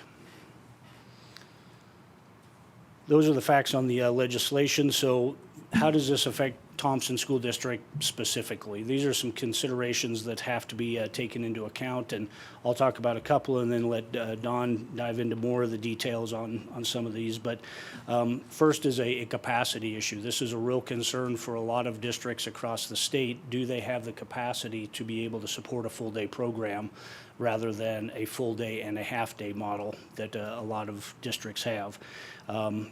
Todd Piccone and his team have done an audit of all of our elementary schools in the district, and not to speak for Todd, but I will. The understanding is that the district could accommodate what's anticipated for, should the board elect to go to a full-day kindergarten model for the 1920 school year, that could be accommodated in the schools that we have available right now. There are 2 or 3 schools that would have some tight limitations there, but nonetheless, the feeling is that all of the elementary schools would be able to accommodate the program at this point. Additional staffing requirements, obviously, if we move from a full half-day option to a full day, there's additional staff that's required. We've done some analysis to build that in. That's not only kindergarten classroom teachers, but what the specials would look like.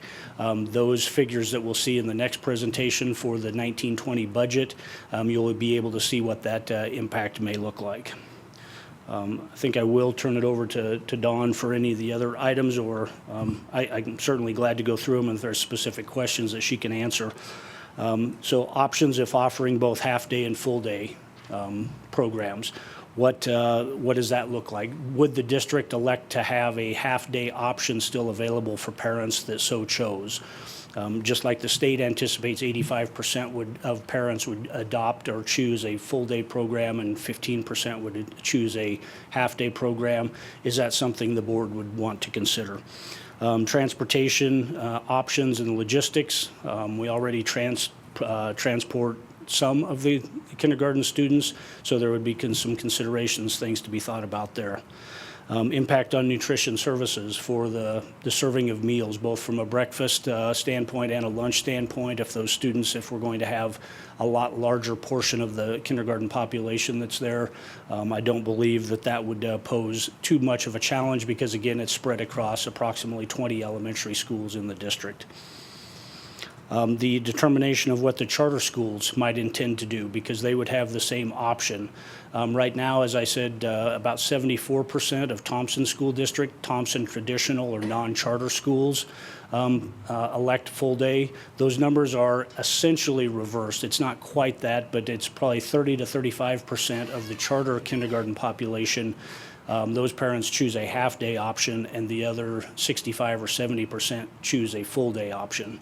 A half-day option. So the percentages are essentially reversed for what the charters are experiencing right now. We don't know what their plans would be if they would have a higher enrollment there or not.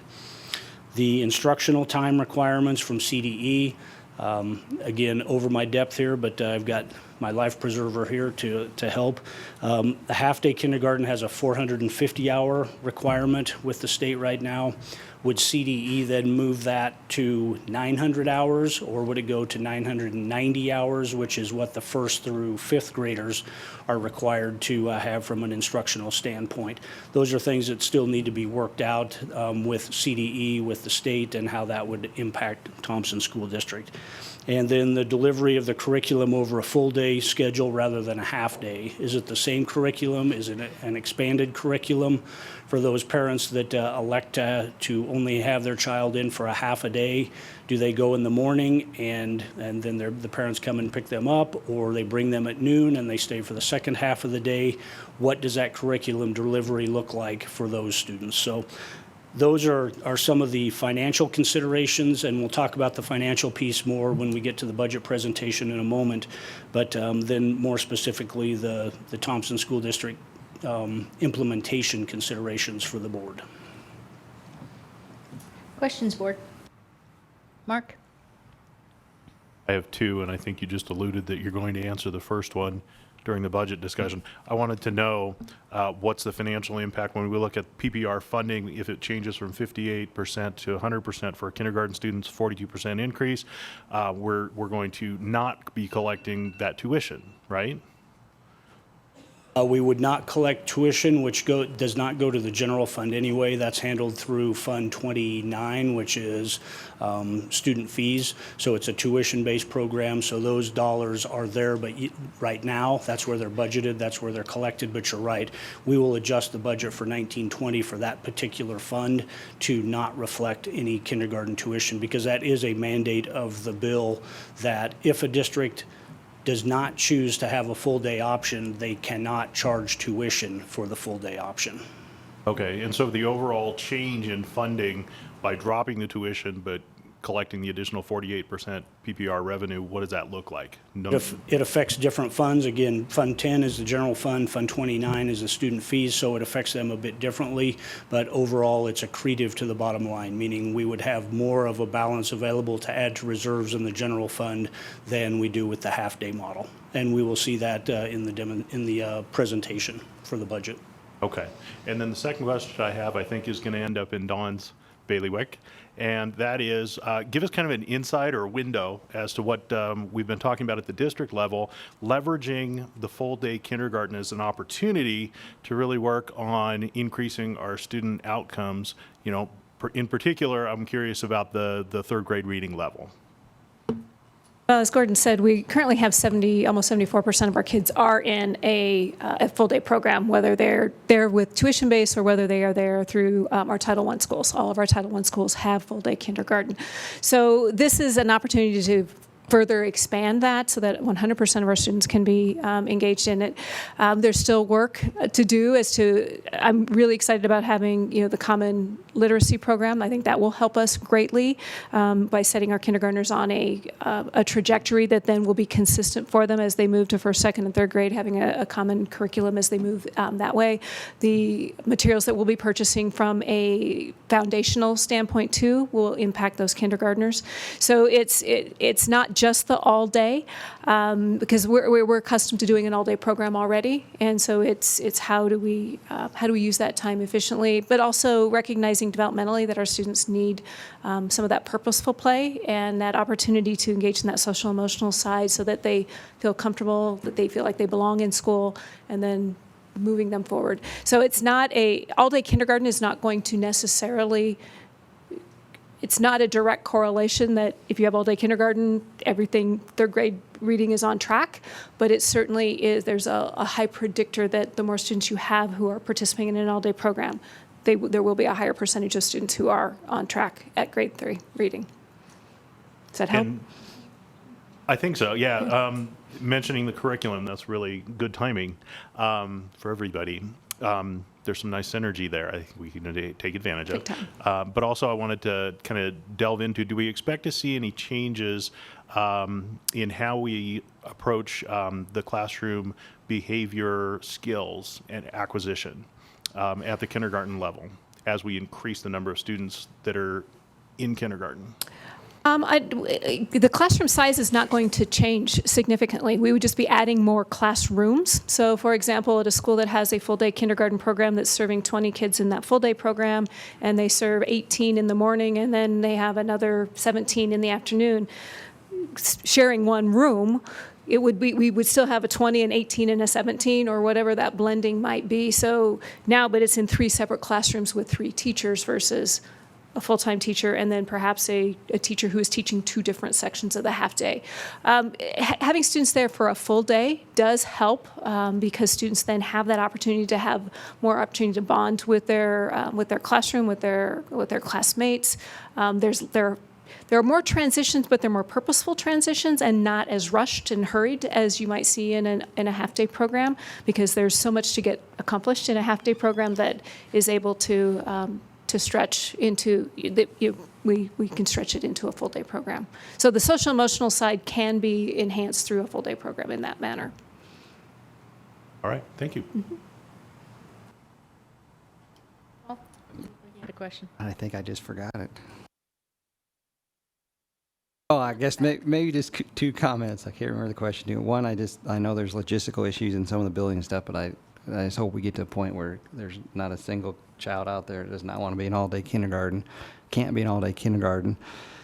And I said a side note too, I think it's really going to help the Title I schools, because unless something's changed, they allocate quite a bit of their, I shouldn't say quite a bit, a good chunk of their funds to make sure they have those all-day programs. And now that the state's covering that up, they're going to have title funds to add additional supports to their students. So hopefully that'll help them. So that was partly my question. So can I follow up on that and then say, are they planning, or is there a plan for what that freed up title funding is going to do in the buildings? I mean, I know that's sort of building specific, but has there been talk about what that'll look like? They are starting to have those conversations. The other, I believe, and Gordon can correct me if I'm mistaken, that we also fund some of our full-day kinder at some of our, not necessarily our Title I, but our schools that are almost Title I. We use some of the READ Act and intervention money that we get there. So again, if this now is covered through the general fund, through PPR, then those resources would be available to do some different kinds of interventions than what we are currently doing.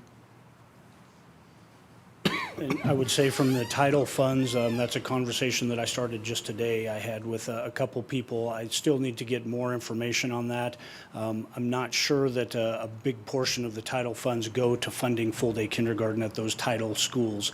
A lot of that is done through with the free and reduced applications. There's waivers that are available for students that want to participate and attend. So it's not necessarily title funds that fund that, but rather the waiver that the district has in place for those students. So I'm looking into those issues much more deeply. Again, that affects a different fund. Grant programs are handled outside of the general fund, but you're exactly right. If there are title dollars or any grant dollars, READ Act or anything else that are being dedicated to the full-day kindergarten right now, or for funding that, yes, those funds would be available for other purposes. I just don't know how significant those funds are at this point. I know this is probably beyond you, but just remember how the title works too. They probably had to submit plans at the end of the year. So sometimes I worry it takes a while to work through the system and they want to make changes and no longer do this, and then sometimes it's not till months and that they get so I hope there's a way that they work on streamlining all that, so, yeah.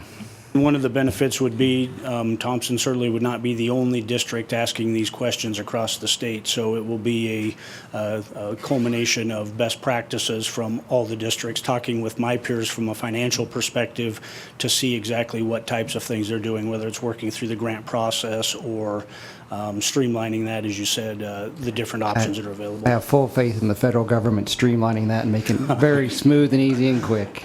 The district will make it as streamlined as the constraints allow us to. There was some talk, Gordon, with the governor and the legislature of using some money for expansion or like capital, not really capital, I guess capital, helping to do that. Will we need any of that kind of money, and is it there? Implementation costs Yeah, that that- were proposed originally in the governor's proposal. It was a fairly small amount. I say a fairly small amount. I think it was $300,000 or $400,000 that would have been allocated to Thompson School District. That was not part of the Okay. final bill that has moved through the system. Okay. It was originally a $225 million or $240 million ask, I believe, by the governor, and that's been reduced to $175 million, and that was one of the casualties in getting to that reduction. As far as what we will need as a district to do that, there is some costs, I assume, from a supplies standpoint, or maybe if we're adding a third classroom, maybe furniture, supplementing the furniture that's there. There could be some of those costs, and I'll show you when we get to the budget, at least a placeholder to help with those costs right now. Any questions on this end? Dave? When will you learn how many students want to come in? So you're really gonna have to make an assumption, hire the teachers, and then when they sign up in August 1st or so, you'll be ready for them. So the assumptions in the budget right now are that the Thompson School District will follow the state estimates that they have. 85% will be full day, 15% will be half day, and they're funded accordingly. Those half day students are still funded at 58% with full day at 100%. We won't know the true measure of that until the October count of next year, but we'll have a feel from an open enrollment process, all those things. I would guess from now over the summer until the first day of school, really. Okay, anything else? Great. And then are we going to be looking at, again,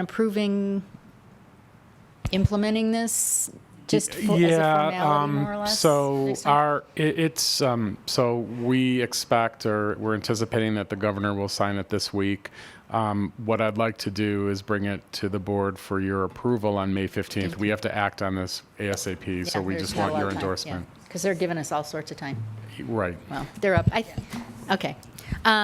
Great, thank you. We are going to take how about a 8-minute break? So be back at, well, maybe that's a 9-minute break. 10 minutes to 8, please.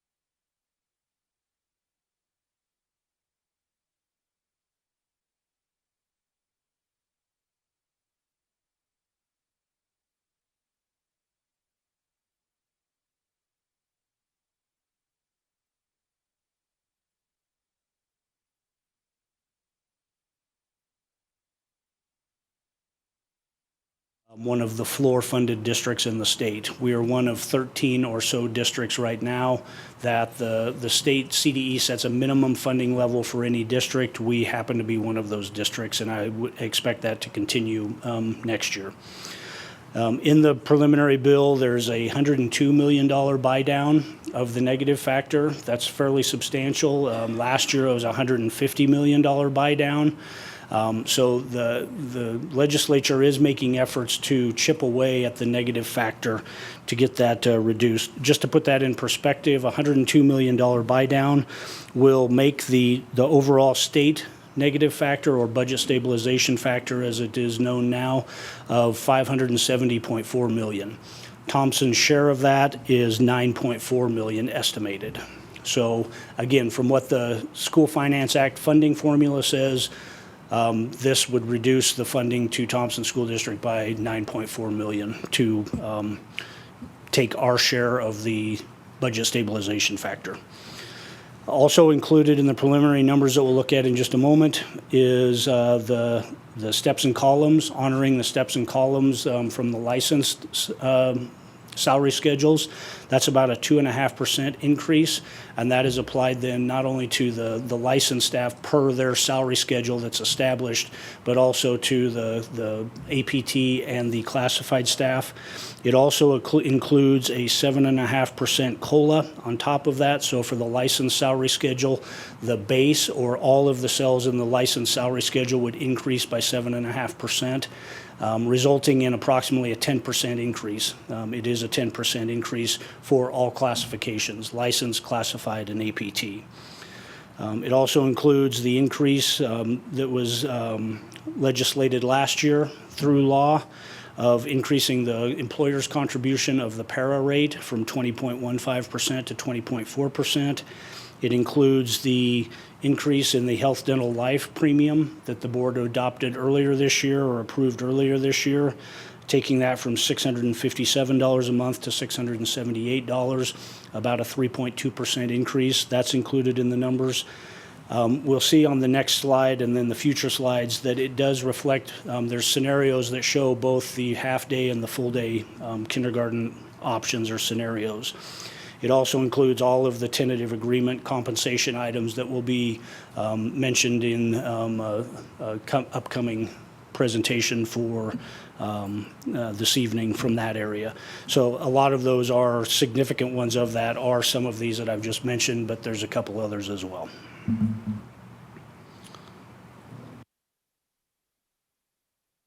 So the first part of the budget is estimating what we think our funded pupil count is going to be. So let me first start by explaining the format that you'll see on this slide and all the rest of the subsequent slides. The first column is our amended 18-19 budget that the district is operating under right now. And then the next three columns show what preliminary 19-20 would look like with the half-day kindergarten option as we've been under in the past. The yellow column shows what the adjustments for full day would look like. And then the final green column is the preliminary or the estimated 2019-20 budget with full day kindergarten. So a couple points to make on this particular slide. First, if you look on rows 2 and 3 in the adjustments for full day kindergarten, you can see the 46.5 FTE that are in the eCare program as it is now. Those move as part of the full day kindergarten bill. Those slots, before that legislation, those slots could be used to fund half-day or fund full-day kindergarten for 46.5 students. With the legislation for full-day kindergarten, those slots are no longer available for funding full-day kindergarten because obviously kindergarten would be funded at 100% by the state. So those slots are retained by the district. They just move to pre-K slots. So we would not lose, but reallocate those 46.5 FTE to the preschool program. The second point I'll make is on row 5. You can see our current 13,628. When I say TSD traditional K through 12, I'm referring to the district absent the charter schools. So non-TSD excluding the charter schools. We're at 13,628 funded pupil count right now. The original estimate for next year's budget is a slight reduction in that to 13,511.5. So we are anticipating a decrease in what our funded pupil count would be for the next year. From a conservative standpoint, that's based on a lot of work with Skip and in his area, from the models that he looks at, the determination of what those patterns look like, matriculation through the system, a variety of different things to arrive at that estimate. In rows 6, 7, and 8, really, you'll see what the charter enrollment is anticipated to be. One of the significant changes that you'll see is in New Vision, going from 476.8 to 594 in the second column. That's a reflection of the new school that they're building. They expect their enrollment to be a little bit higher than that, actually. I've used a conservative number here, which doesn't really affect our numbers because, again, the revenue, the PPR revenue is a pass-through. We include it in our total headcount numbers and from a revenue perspective, and then we pass those dollars directly on to the charter. So it's an in and an out, so it has zero effect on our bottom line. I think their budgets will reflect, New Vision's particularly will reflect a higher student count, but that will be determined at the, with two things, with the October count, when that's finalized, and what they intend to do with full day versus half day kindergarten.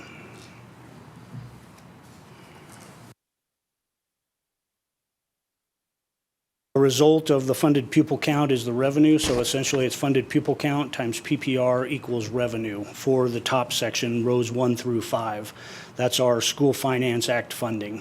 This is the state portion, the local property tax portion, and the specific ownership tax, which, just as a reminder, is a small portion of the license fees for any vehicle, trailer, motorcycle, motorhome, anything that's licensed within the district boundaries.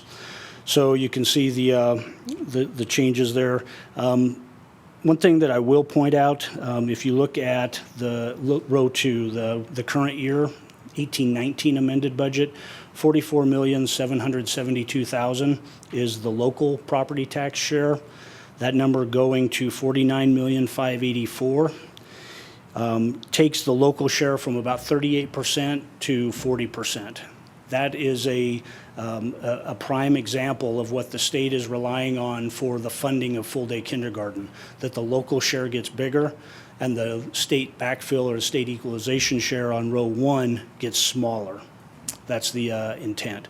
Ours doesn't quite reflect that because we have additional revenue that's coming in there, but that's the intent. That from a higher, the percentage of backfill that the state has to do, they're expecting to be less, which will then have funds available for funding full-day kindergarten. So on row 5, under the half-day option, you'll see that $8,028. That's the PPR that's expected that we talked about earlier. Mill levy funding in rows 6 through 9, you can see the 3 mill levies that the district has adopted. Just as a reminder, the first 2 are revenue and mill levy rate capped, so that revenue will not change from year to year. You can see the amended budget, we have rounded numbers of $7.5 million, and then the actual projection for next year at $7,498,000, but essentially the same numbers there. I'll point out on row 8, that significant increase from $13.8 million to $16.3 million is a direct result of the estimates that have been provided by DOLA, the Department of Local Affairs, from the state level, of what they anticipate the increase in assessed valuations within Larimer County. So it's done by county, but I extrapolated that into roughly representing Thompson School District as well. 98% of the district resides in Larimer County. It's about 15% increase is what they anticipate for assessed valuation next year. So there's 2 things that impact that number going up from 13.8 million to 16.3. It's certainly that increase in assessed valuation, and the second part of that is the mill levy rate associated with the 2018 MLO goes from 7.394 mils in 18-19 to 7.6 mils as called for in the ballot language for 19-20 and into the future. So those are the 2 items that are really increasing that. Rows 10 through 21 are a variety of other other revenue items, not as significant as the others, but still, when you're talking $10 million, that is, when you put them all together, it's significant enough for our budget. You can read through that list and see what those are, typical things that we've had in the past. I will note on row 18, the E-rate reimbursements, you see going from $247,000 this year to 0 next year. That is not an elimination of those fees, but something that Dr. Kuhn has negotiated with our vendors, where we're buying these IT-related items that participate in the E-rate program. In the past, we have had to pay 100% of what that invoice is, and then request the rebate or the E-rate reimbursement for the 60% share that we get back. Dr. Kuhn has been able to negotiate with the vendors that we use for that they will now take on the burden of collecting that revenue. So we only pay the 40% amount of the invoice, and the vendor themselves will go after getting the rebate from the E-rate reimbursement program. So it's one less step that we have to do internally. That's why you see that reduction in revenue, but correspondingly, we have a reduction in expense on the other side too in the expenditures. So then focusing on the adjustments for full-day kindergarten. Let me back up just a second to the FTE slide. We talked about the 46.5 FTE from the e-care slots. On row 5, going from 58% to 100% funding for 85% of the projected kindergarten students yields a 422.9 increase in funded pupil count for going to the full-day kindergarten model. So a significant increase, and then you can see that same impact, the same assumptions that are used for the charter schools. So a total throughout the district, a 480 student increase. Even though our students aren't going to increase, the funded pupil count we're getting for those students does increase. And that increase of 480 students is reflected in the revenue items that you'll see from a School Finance Act perspective. So an additional $3.3 million in revenue that's expected, with 85% of the student population, kindergarten student population, going to full day and 15% at half day. And then on row 15, you'll see an incremental increase for charter school chargebacks, though that revenue item is for services that the district provides to the charter schools, primarily special education. That's the largest component of that the charter schools then pay to the district for providing those services under the fully insured model. So from a revenue perspective for the full-day kindergarten, a $3.3 million increase in revenue. Which will be offset mostly, if not all, by tuition not coming in. Different funds. Different funds, but and it will be a much lesser number on that side, because we have grants and whether it's grant funded or waivers that are taking place from the free and reduced applications, that our tuition revenue that we collect is a lesser number than the 3.3 million, certainly. That'll be more apparent at the next meeting when we have that fund available to show what that kindergarten tuition would look like, because that kindergarten tuition will go to 0 because the district isn't allowed to charge any tuition for full-day programs then. Moving on to expenditures. You can see the first 4 items, 4 lines there talk about the FTE cost. That is salaries and benefits reflective of the 10% increase. As well as the benefit increases, the increase to the para contribution rate and the increase to the health, dental, and life insurance rates. Those are the 2 primary increases there. So those costs are captured in that. The licensed salaries and the adjustments for full-day kindergarten of $1.5 million is the anticipated staff that would be necessary to support those additional 422.9 FTE, or full funded pupil counts. Those are the salaries and benefits that would be expected or is budgeted to accommodate the additional staffing, both from the classroom perspective and the specials perspective, art, PE, music, those types of things, that's reflected in that $1.5 million. On row 5, you'll see the non-FTE other. That $100,000 is the item that I referenced earlier as just a placeholder at this point for any of those additional costs required for full-day kindergarten supplies, any curriculum, any furniture, limited reorganization of the buildings, those types of things. Again, purely an estimate and a placeholder at this point. I don't think there's anything else that I need to refer to there unless there's specific questions. I have a question on that line, on number 5. If I'm reading it right, it's a 2 point something, 7 million less expenditure than last year? Right, so there's, with last year, there were some one-time asks, some fairly significant one-time asks that aren't reflected this year. That accounts for most of that decrease. Because there's still an inflationary factor on the recurring costs that are there, but there were one-times that were removed that results in that reduction. Moving on, charter transfers. Another significant portion is the charter transfers. Just as we talked from a PPR perspective, those dollars come in to the district, and then we transfer those dollars directly to the charters. So that's what's reflected on rows 1 and 7, the allocation of the PPR revenue. Then you also see the next 4 items that are shown there. Incremental charter funding is something that the board has had in place on the budget for the last 4 years, I believe, 3 or 4 years. So that has gone away or been removed and replaced by the statutorily now called for allocation of MLO revenue with charter schools that was adopted through House Bill 17-1375, I believe, in the 2017 session that calls for sharing of MLO revenues. So the 99 and the 2006 MLOs, the sharing of those revenues replaces the incremental charter funding.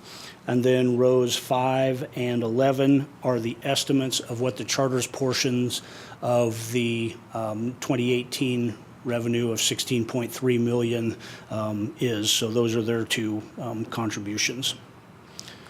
And you see those numbers go up a little bit because of, based on the funded pupil count for the full day kindergarten in that yellow column.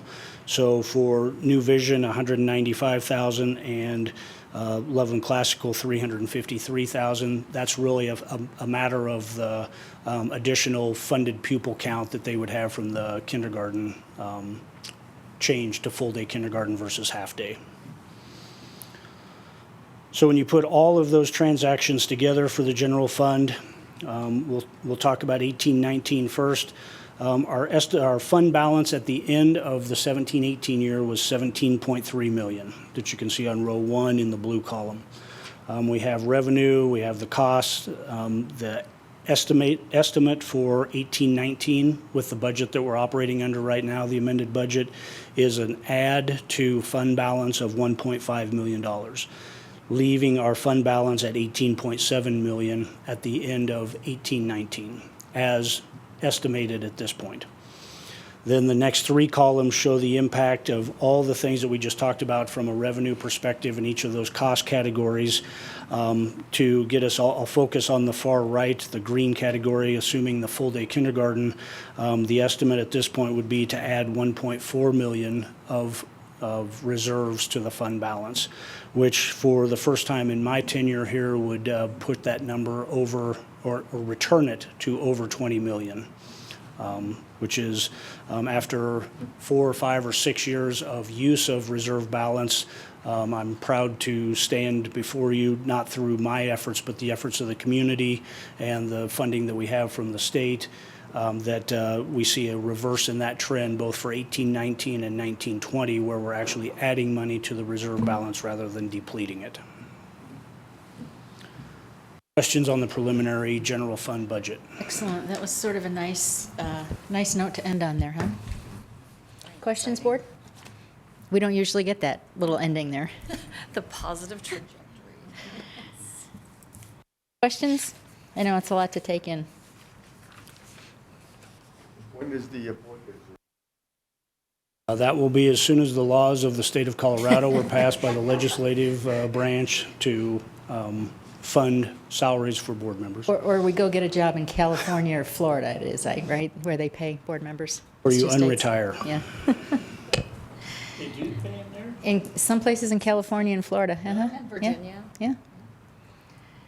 So there you go. So another career for us after this one. Anybody else questions?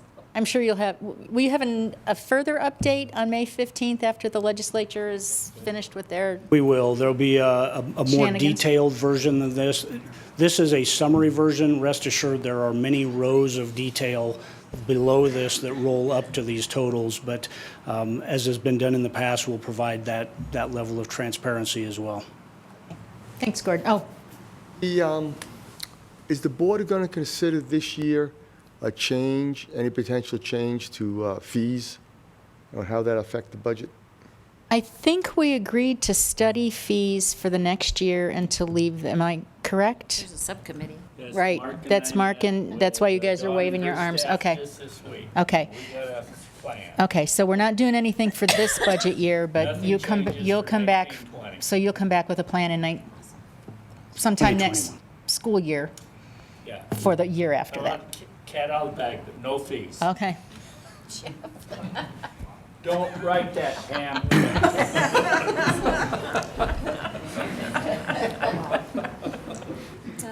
All right. That's all we need to have is a headline, right? Yeah, right. You All make right. your own leap. Brings us to item 6.7, Dr. Siebers, tentative agreements for the MOU Memorandum of Understanding between Thompson School District and the Thompson Education Association. Madam President, School Board, Dr. Schaefer, Bill Siebers, Chief Human Resources Officer of this amazing district. The first question I have for you, since Gordon went over time, am I being penalized or do I have my full 10 minutes? Certainly you're not. Okay, so I'm like, We've still got a little left over from Great. Don doing such an Perfect. excellent job. all right, so thank you for giving me an opportunity to come and give you an update of where we're at with negotiations. So the first thing I just want to talk briefly is, first I want to recognize the negotiating team that's here today. There's the majority of teachers out in the room, so if you can just stand and be recognized for all the hard work that we did.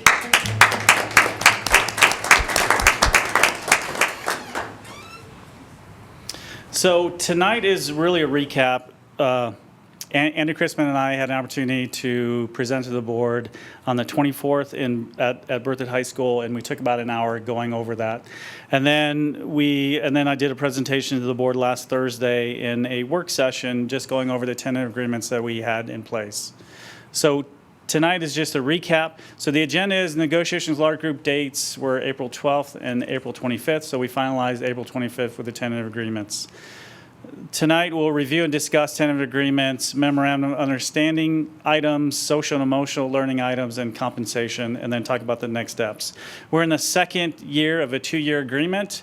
So in the first year in the agreement, we would talk about critical questions and move forward in that direction. But in the second year, we talked about related items, which is the memorandum of understanding cleanup, and then social and emotional learning items, and then the compensation part. Without getting in full detail, there's a list of the memorandums of understanding.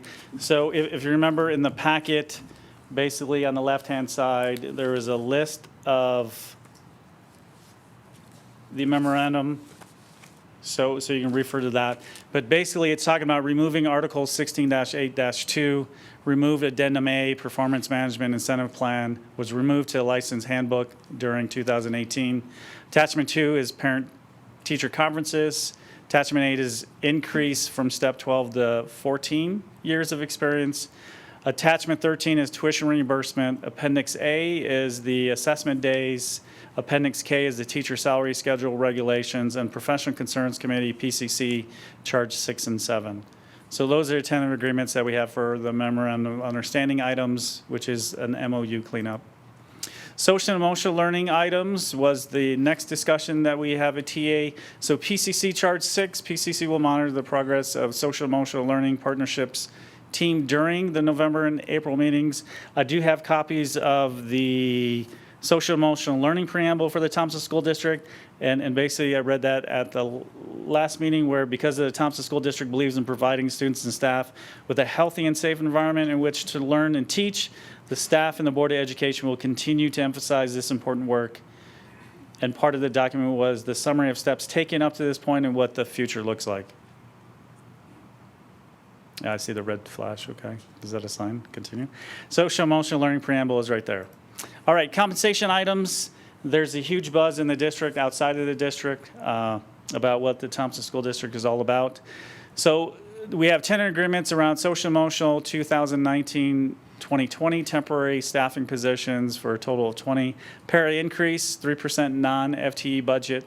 Insurance benefit increase, steps and columns, extra duty steps, new positions, 7.5% COLA, and cost of Medicare on additional funding of positions, 1.45%.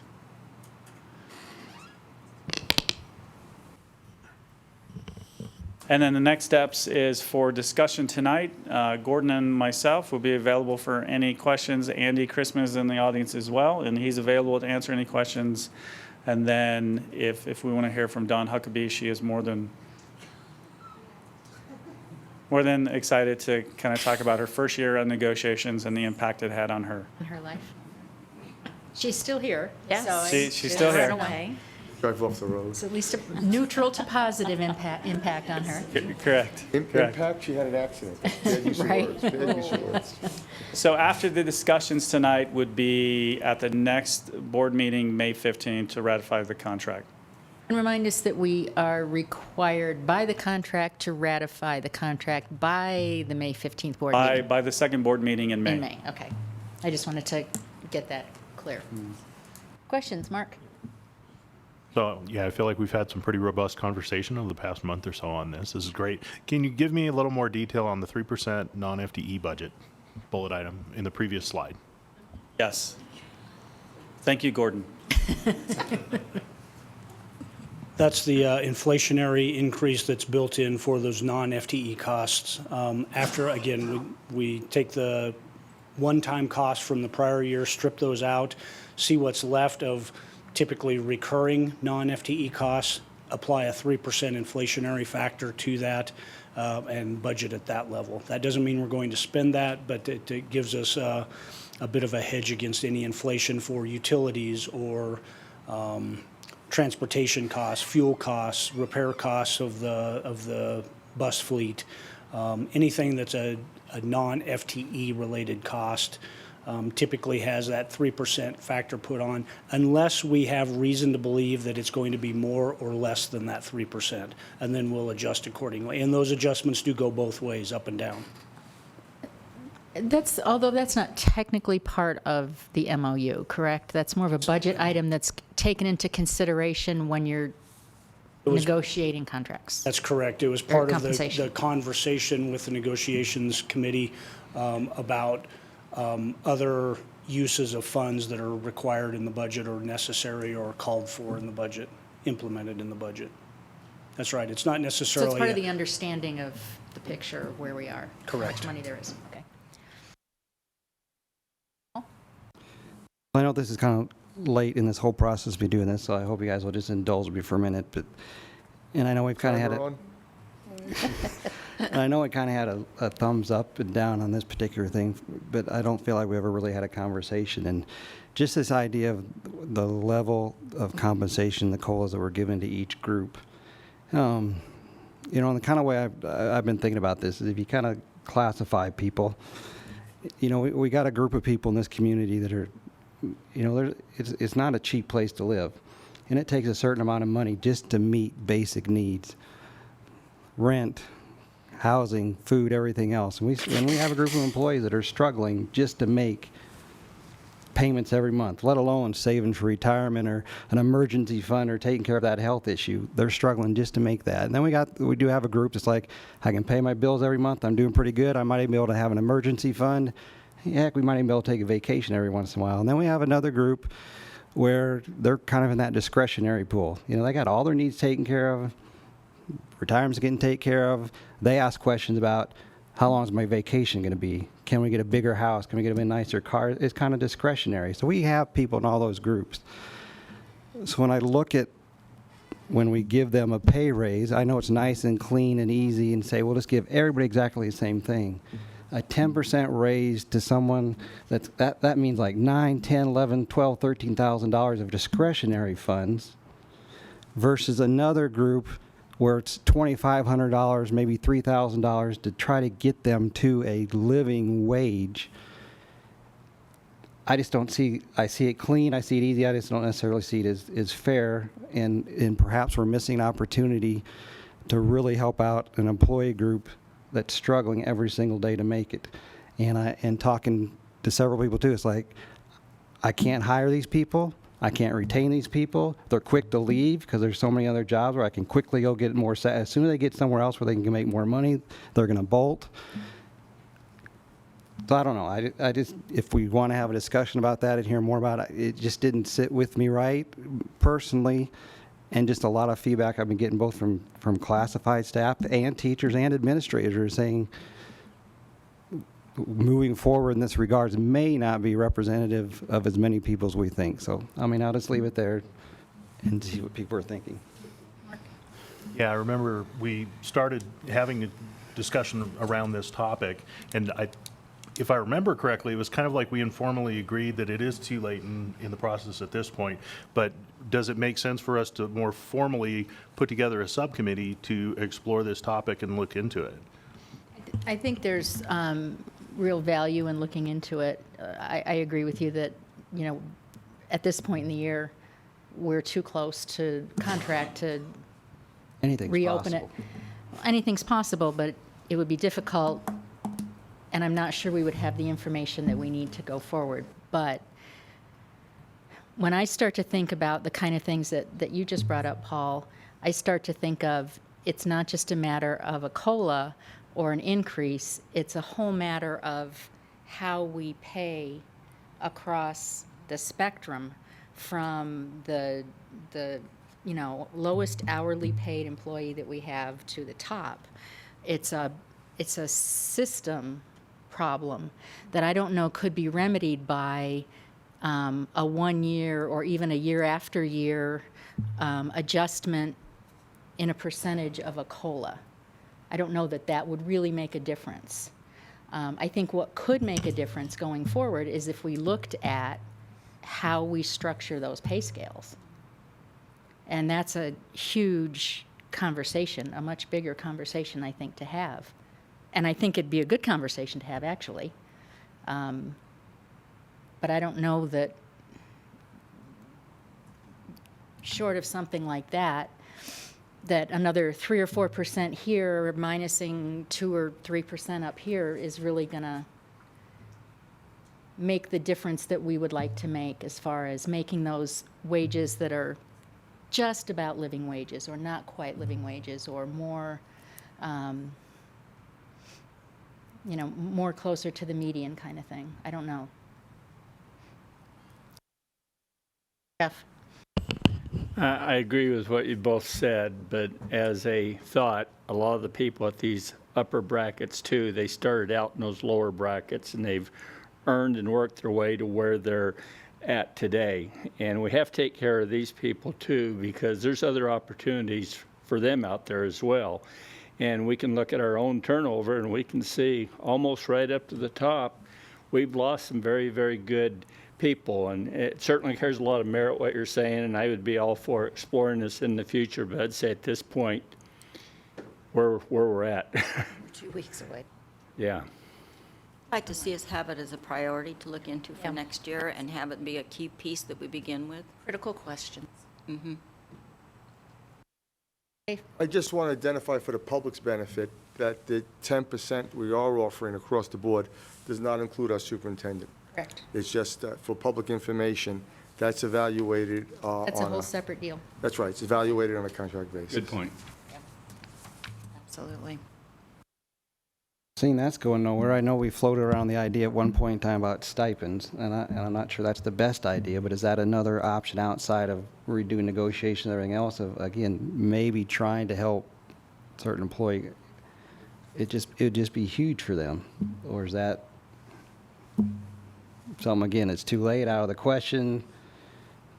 It probably wouldn't be my first choice, but again, it'd be something we could do. Again, I don't know that it's out of the question, but it did come up early on, and it didn't really get I guess any I'm, kind of yeah, I'm support. kind of frustrated because I brought it up at a study session 2 months ago and nobody supported me. So I'm like, okay, and now we're 2 weeks away from being required. Better late than never. From ratifying, like, it's just like, okay. And again, that's, again, something that we could look at next year. I would like to know, I've seen mixed, as far as the stipends go, I've seen mixed research on that. I've seen research that says it doesn't matter. I've seen research that says it does matter, that it, that it sometimes can help retain people that are looking at moving on, and sometimes it really, it doesn't make any difference. And maybe a subcommittee is a good way to go. What would you suggest? So this is a topic that Human Resources has continuing conversation around, especially with minimum wage going up to $12 by January 2020.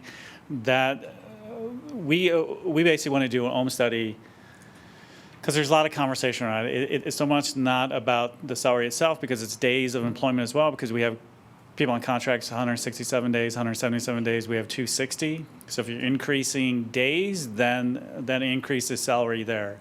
So what does that look like for bus drivers that are on a 185-day contract? So do you extend that contract throughout the summer? So even though they're not working in it through that time, what does that look like? The thing that we want to look at for OHM study is our ranges compared to other districts. For example, a range 5, if you have a faculty assistant in range 5, that could be a range 8 in another district.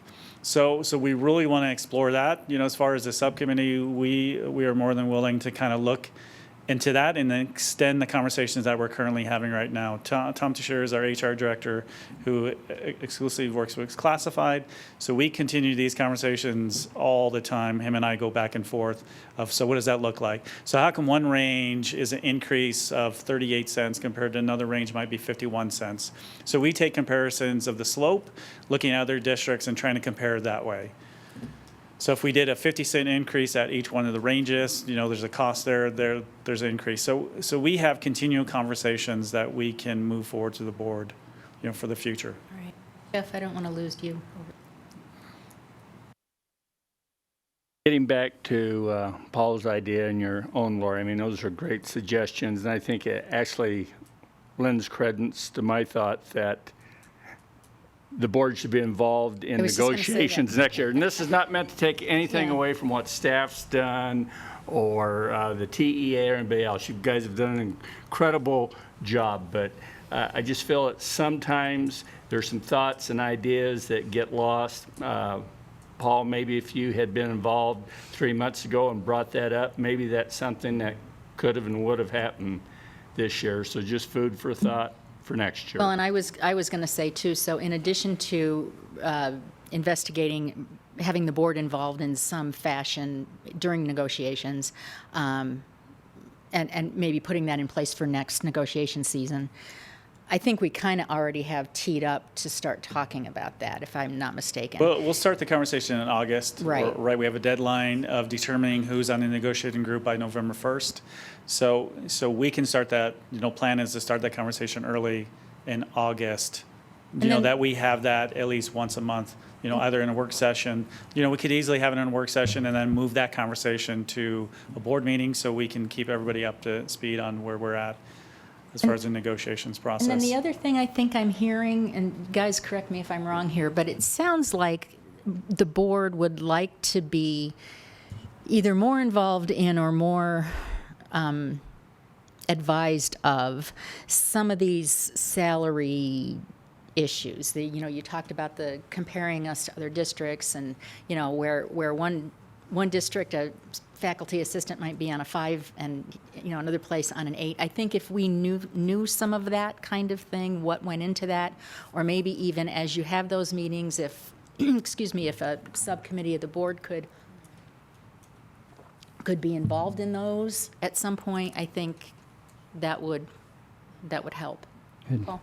It sounds like we'll figure all this out in August, but Bill, can you remind me, so is it just a given assumption every year that that the TA will negotiate and the administrators and the classified staff are aligned with that? Or do you go every year and say, hey, are you thinking something different? And if so, maybe how's that whole So work out? traditionally, what it's been is that the association is negotiating for all three groups around compensation part.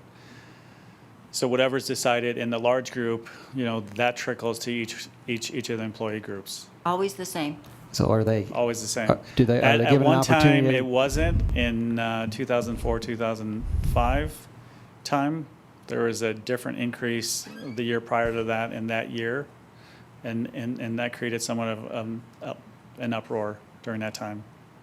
They're not asked or given an opportunity to say, hey, would you like, we've just done it this way and we're going to continue doing it this way until the board or someone changes it? I'm just wondering where their voice is, and because that's some of the frustration I hear too, is we don't even have an opportunity to have a voice to start having these different conversations. We're just basically told you're going to take what you get.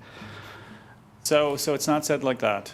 It's received like that, but I know it's not said like that. The other part is we're talking about, more of the critical questions, working conditions, things that take place around there.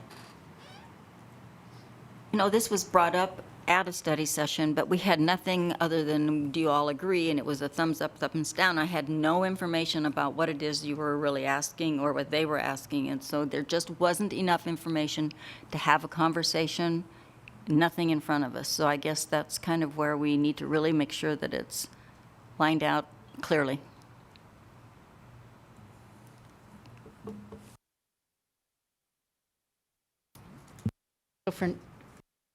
So for next year, starting when we, at the end of this calendar year, when we start back in August,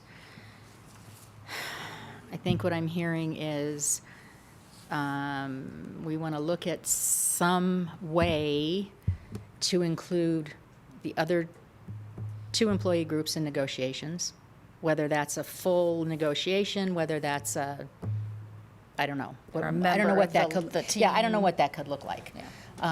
So that's one thing. Number two, including the board, and we've already got that on board.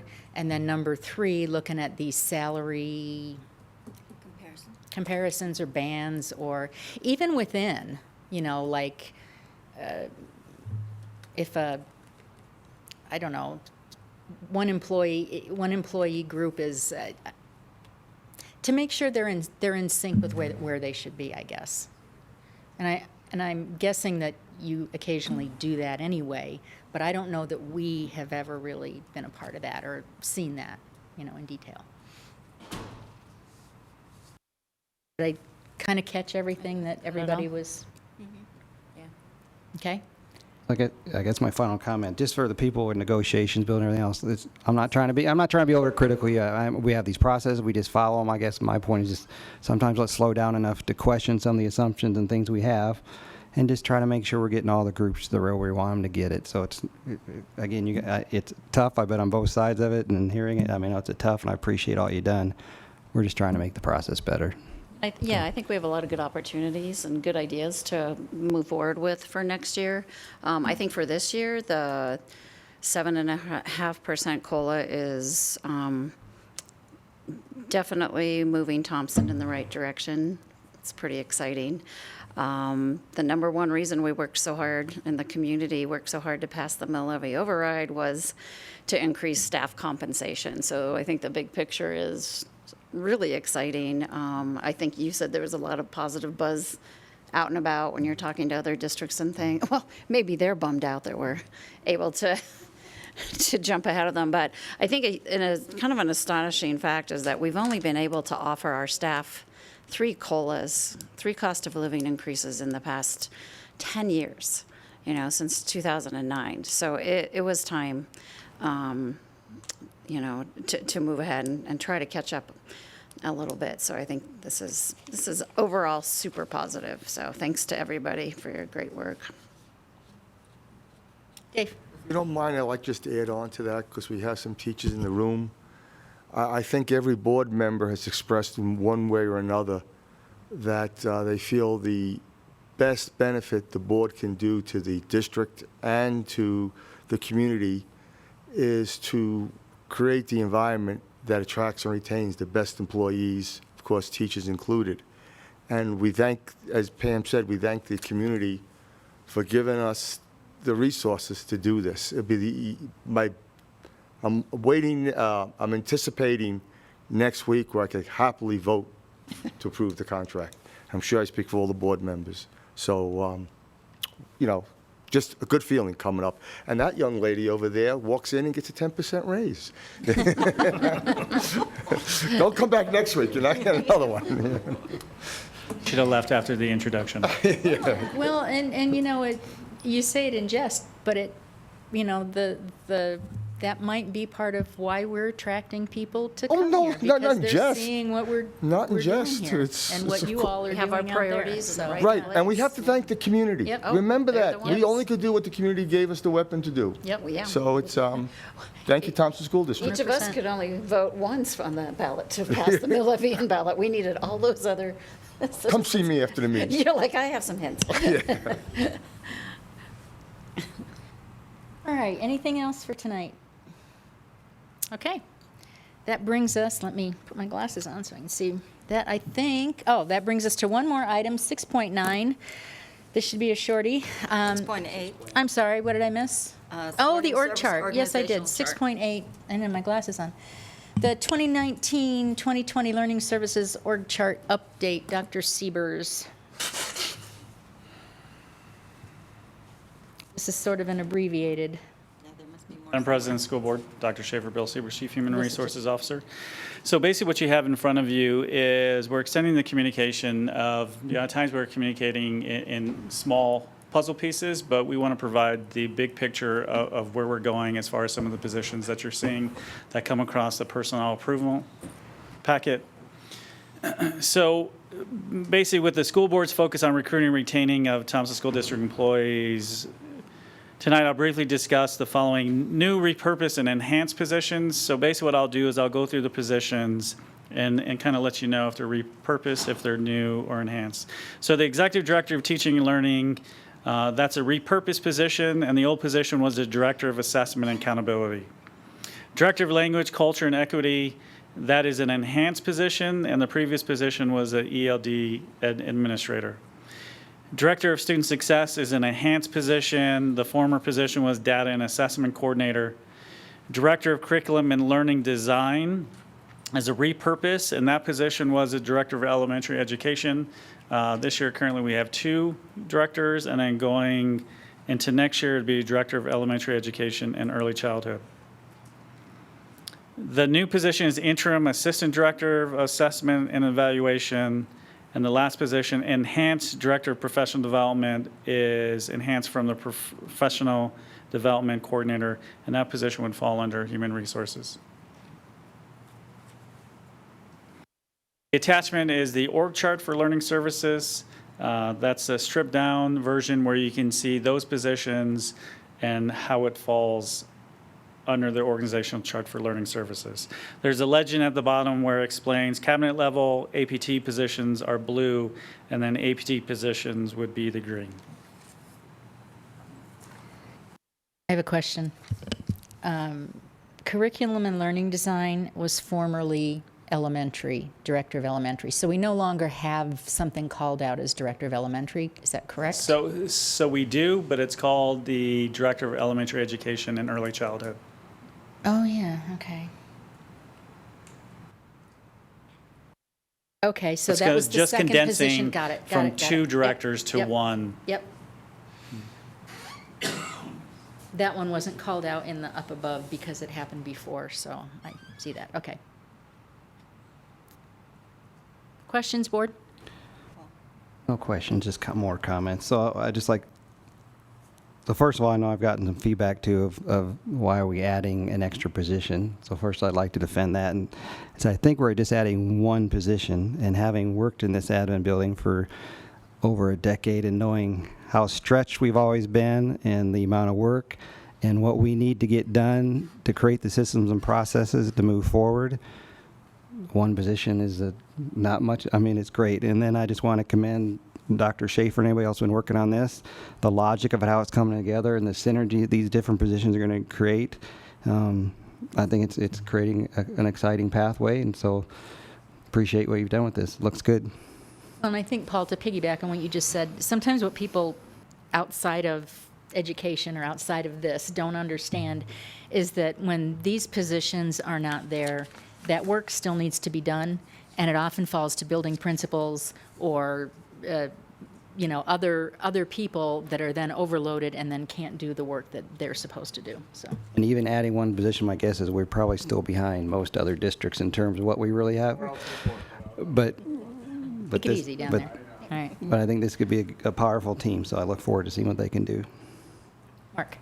Yeah, I think that Dr. Banks already covered my question, but basically I've gotten some feedback from the community, why are we adding so many administrative positions? And I want to be very, very clear that we're not adding 5 positions. The net result is 1 additional position. That's one. Okay. Down here? All right. Thank you. Thank you. And last but not least now is item 6.9, Board of Education meeting calendar for next school year, 2019-2020. This is a draft board calendar for next year. Pretty much follows our first and third Wednesdays for our regular meetings, except of course in months where, like March, where we're on spring break for that third Wednesday. December, we are at Colorado Association of School Boards Conference for the first Wednesdays, and then we're off for Christmas. So there's one regular meeting there. The way the green, which is the study sessions, fall out on this year's calendar. I've been talking too much tonight. The third Thursday is how those generally fall, except when the third Thursday falls on spring break, like in March. Oh, yeah. August, except for August. Okay, hang on to that thought for a minute. Let me see if there's any others that fall outside that third Thursday. So November, obviously, the third Thursday would be Thanksgiving, so we've moved it back up to the second Thursday. Why is it different in December? I'm sorry? Why is it different in December? Why is it different in December? Like the regular board meetings? CASB. Because of CASB, we usually have a study session down at CASB on the Wednesday or the Thursday of that first week. So we're not here for that first Wednesday. So we pick up the second Wednesday as a regular business meeting. And then we don't pick up a second one in December because Christmas. we're on winter break. Okay. Yeah. Okay, so back to your question, Barb, was on August. Why the 22nd rather than the 15th? My book club day. Well, so there's two ways of looking at that. There's two camps, I think, on those study sessions. One camp is, yes, there are 2 nights in a row, but then you've got a week where you don't have any meetings, or 2 weeks where you don't have any regular scheduled meetings. So that's one camp. The other camp is, I don't like having 2 meetings in a row, 2 nights in a row, but then you're taking up another week of meetings, yeah. So I don't know why we did August 22nd.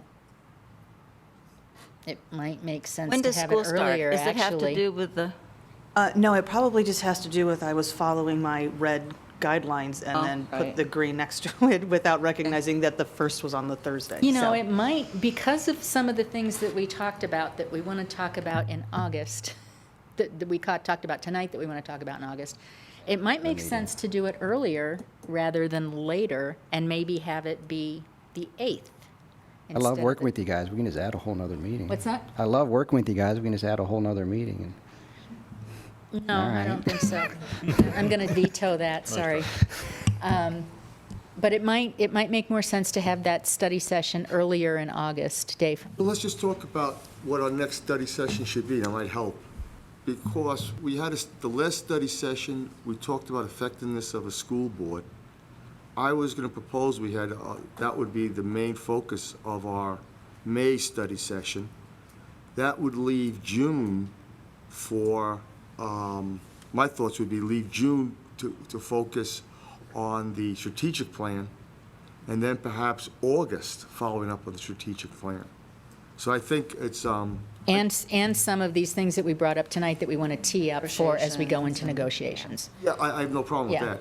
But it's just, I don't want to see those things slip anymore. Yeah, I don't think they're going to. I think we would have done more with this month. What month are we in? Yeah, because we had the April. We had a couple, negotiation. yeah, and we had a couple people missing, so we put aside some of the how to be a more effective school board topic. So we kind of put that aside and we just focused on the other two items. But what do you guys think? Do you want to leave it on the 22nd? You want to move it to the 15th? You want to move it to the 8th in August? I'm Barb, what do you want to? agnostic on all those. I don't really care. 3 o'clock in the afternoon, which goes until which days? It's always been the last, on the fourth. Oh, that one happens to be the 4th because of the weird, yeah. And so I know most of the time it's not an issue because we meet on the 3rd. Third, right. So, I'm fine with moving that August one up earlier to the 8th. The 15th or the 8th?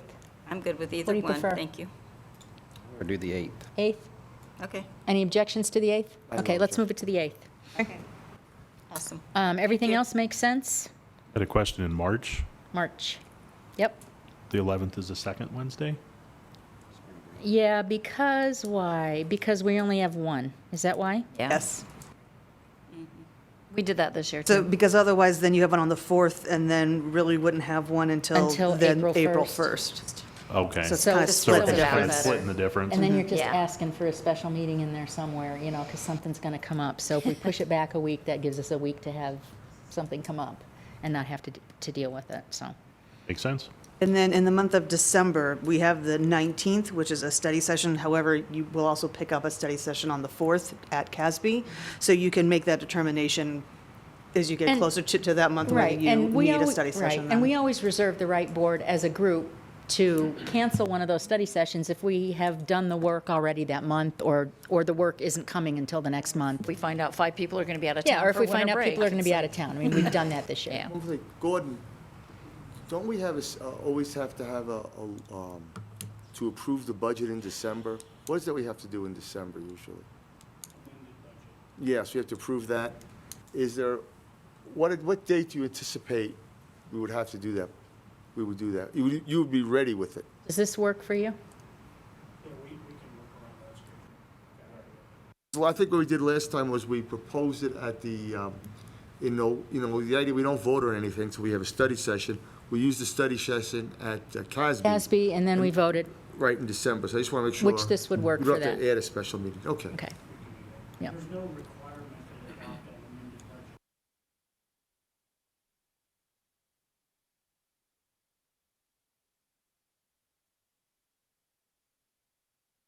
And so we could do it in January if we wanted to.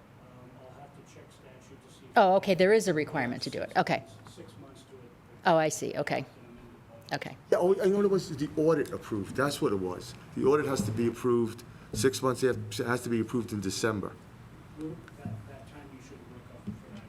Yeah, that was it.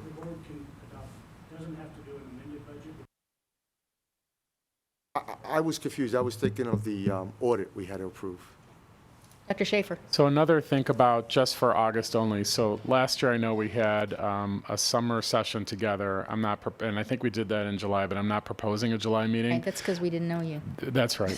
So now you'll need a double meeting. Now we know you, so. Right. So the think about is maybe looking at just one extended meeting in August. It doesn't necessarily have to be on Thursday, but would strategic plan. I want to do some deep work on that with the board prior to the kickoff of the school year. We're going to talk about it in June, and then we're going to finalize it in August.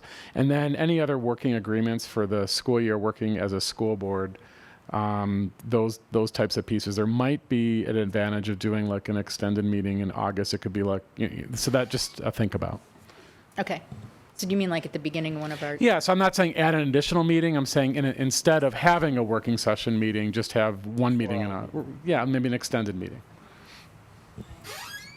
So is this looking okay? So I think the only change we made is we moved the green on the 22nd up to the 8th. Correct? Thank you. All right. And then this will come back to be approved next meeting so that we can then post it. Deal? Okay. Dealio. Anything else? Oh, there's no written reports. No written reports. Okay. Just the focus, so we all agree the focus of the Thursday workshop will be effective board. That The next Thursday? Yeah, the Thursday meeting in May, In May. so 2 weeks from tomorrow. It's going to be what? I thought it would be a continuation of how it Of affected. effective what- board. Yeah. Okay. I don't think we have anything else. So we have a quarterly update on the bond, Okay, so we can do that for, that can be pretty quick. sure? Yep. And then we can spend the rest of the time Yep. on board. And you don't have strategic plan stuff for May? I will for June. June. Okay. All right, if nothing further, adjourned. Thank you. Good job keeping a time, guys. Thank you, board, for agreeing to do that.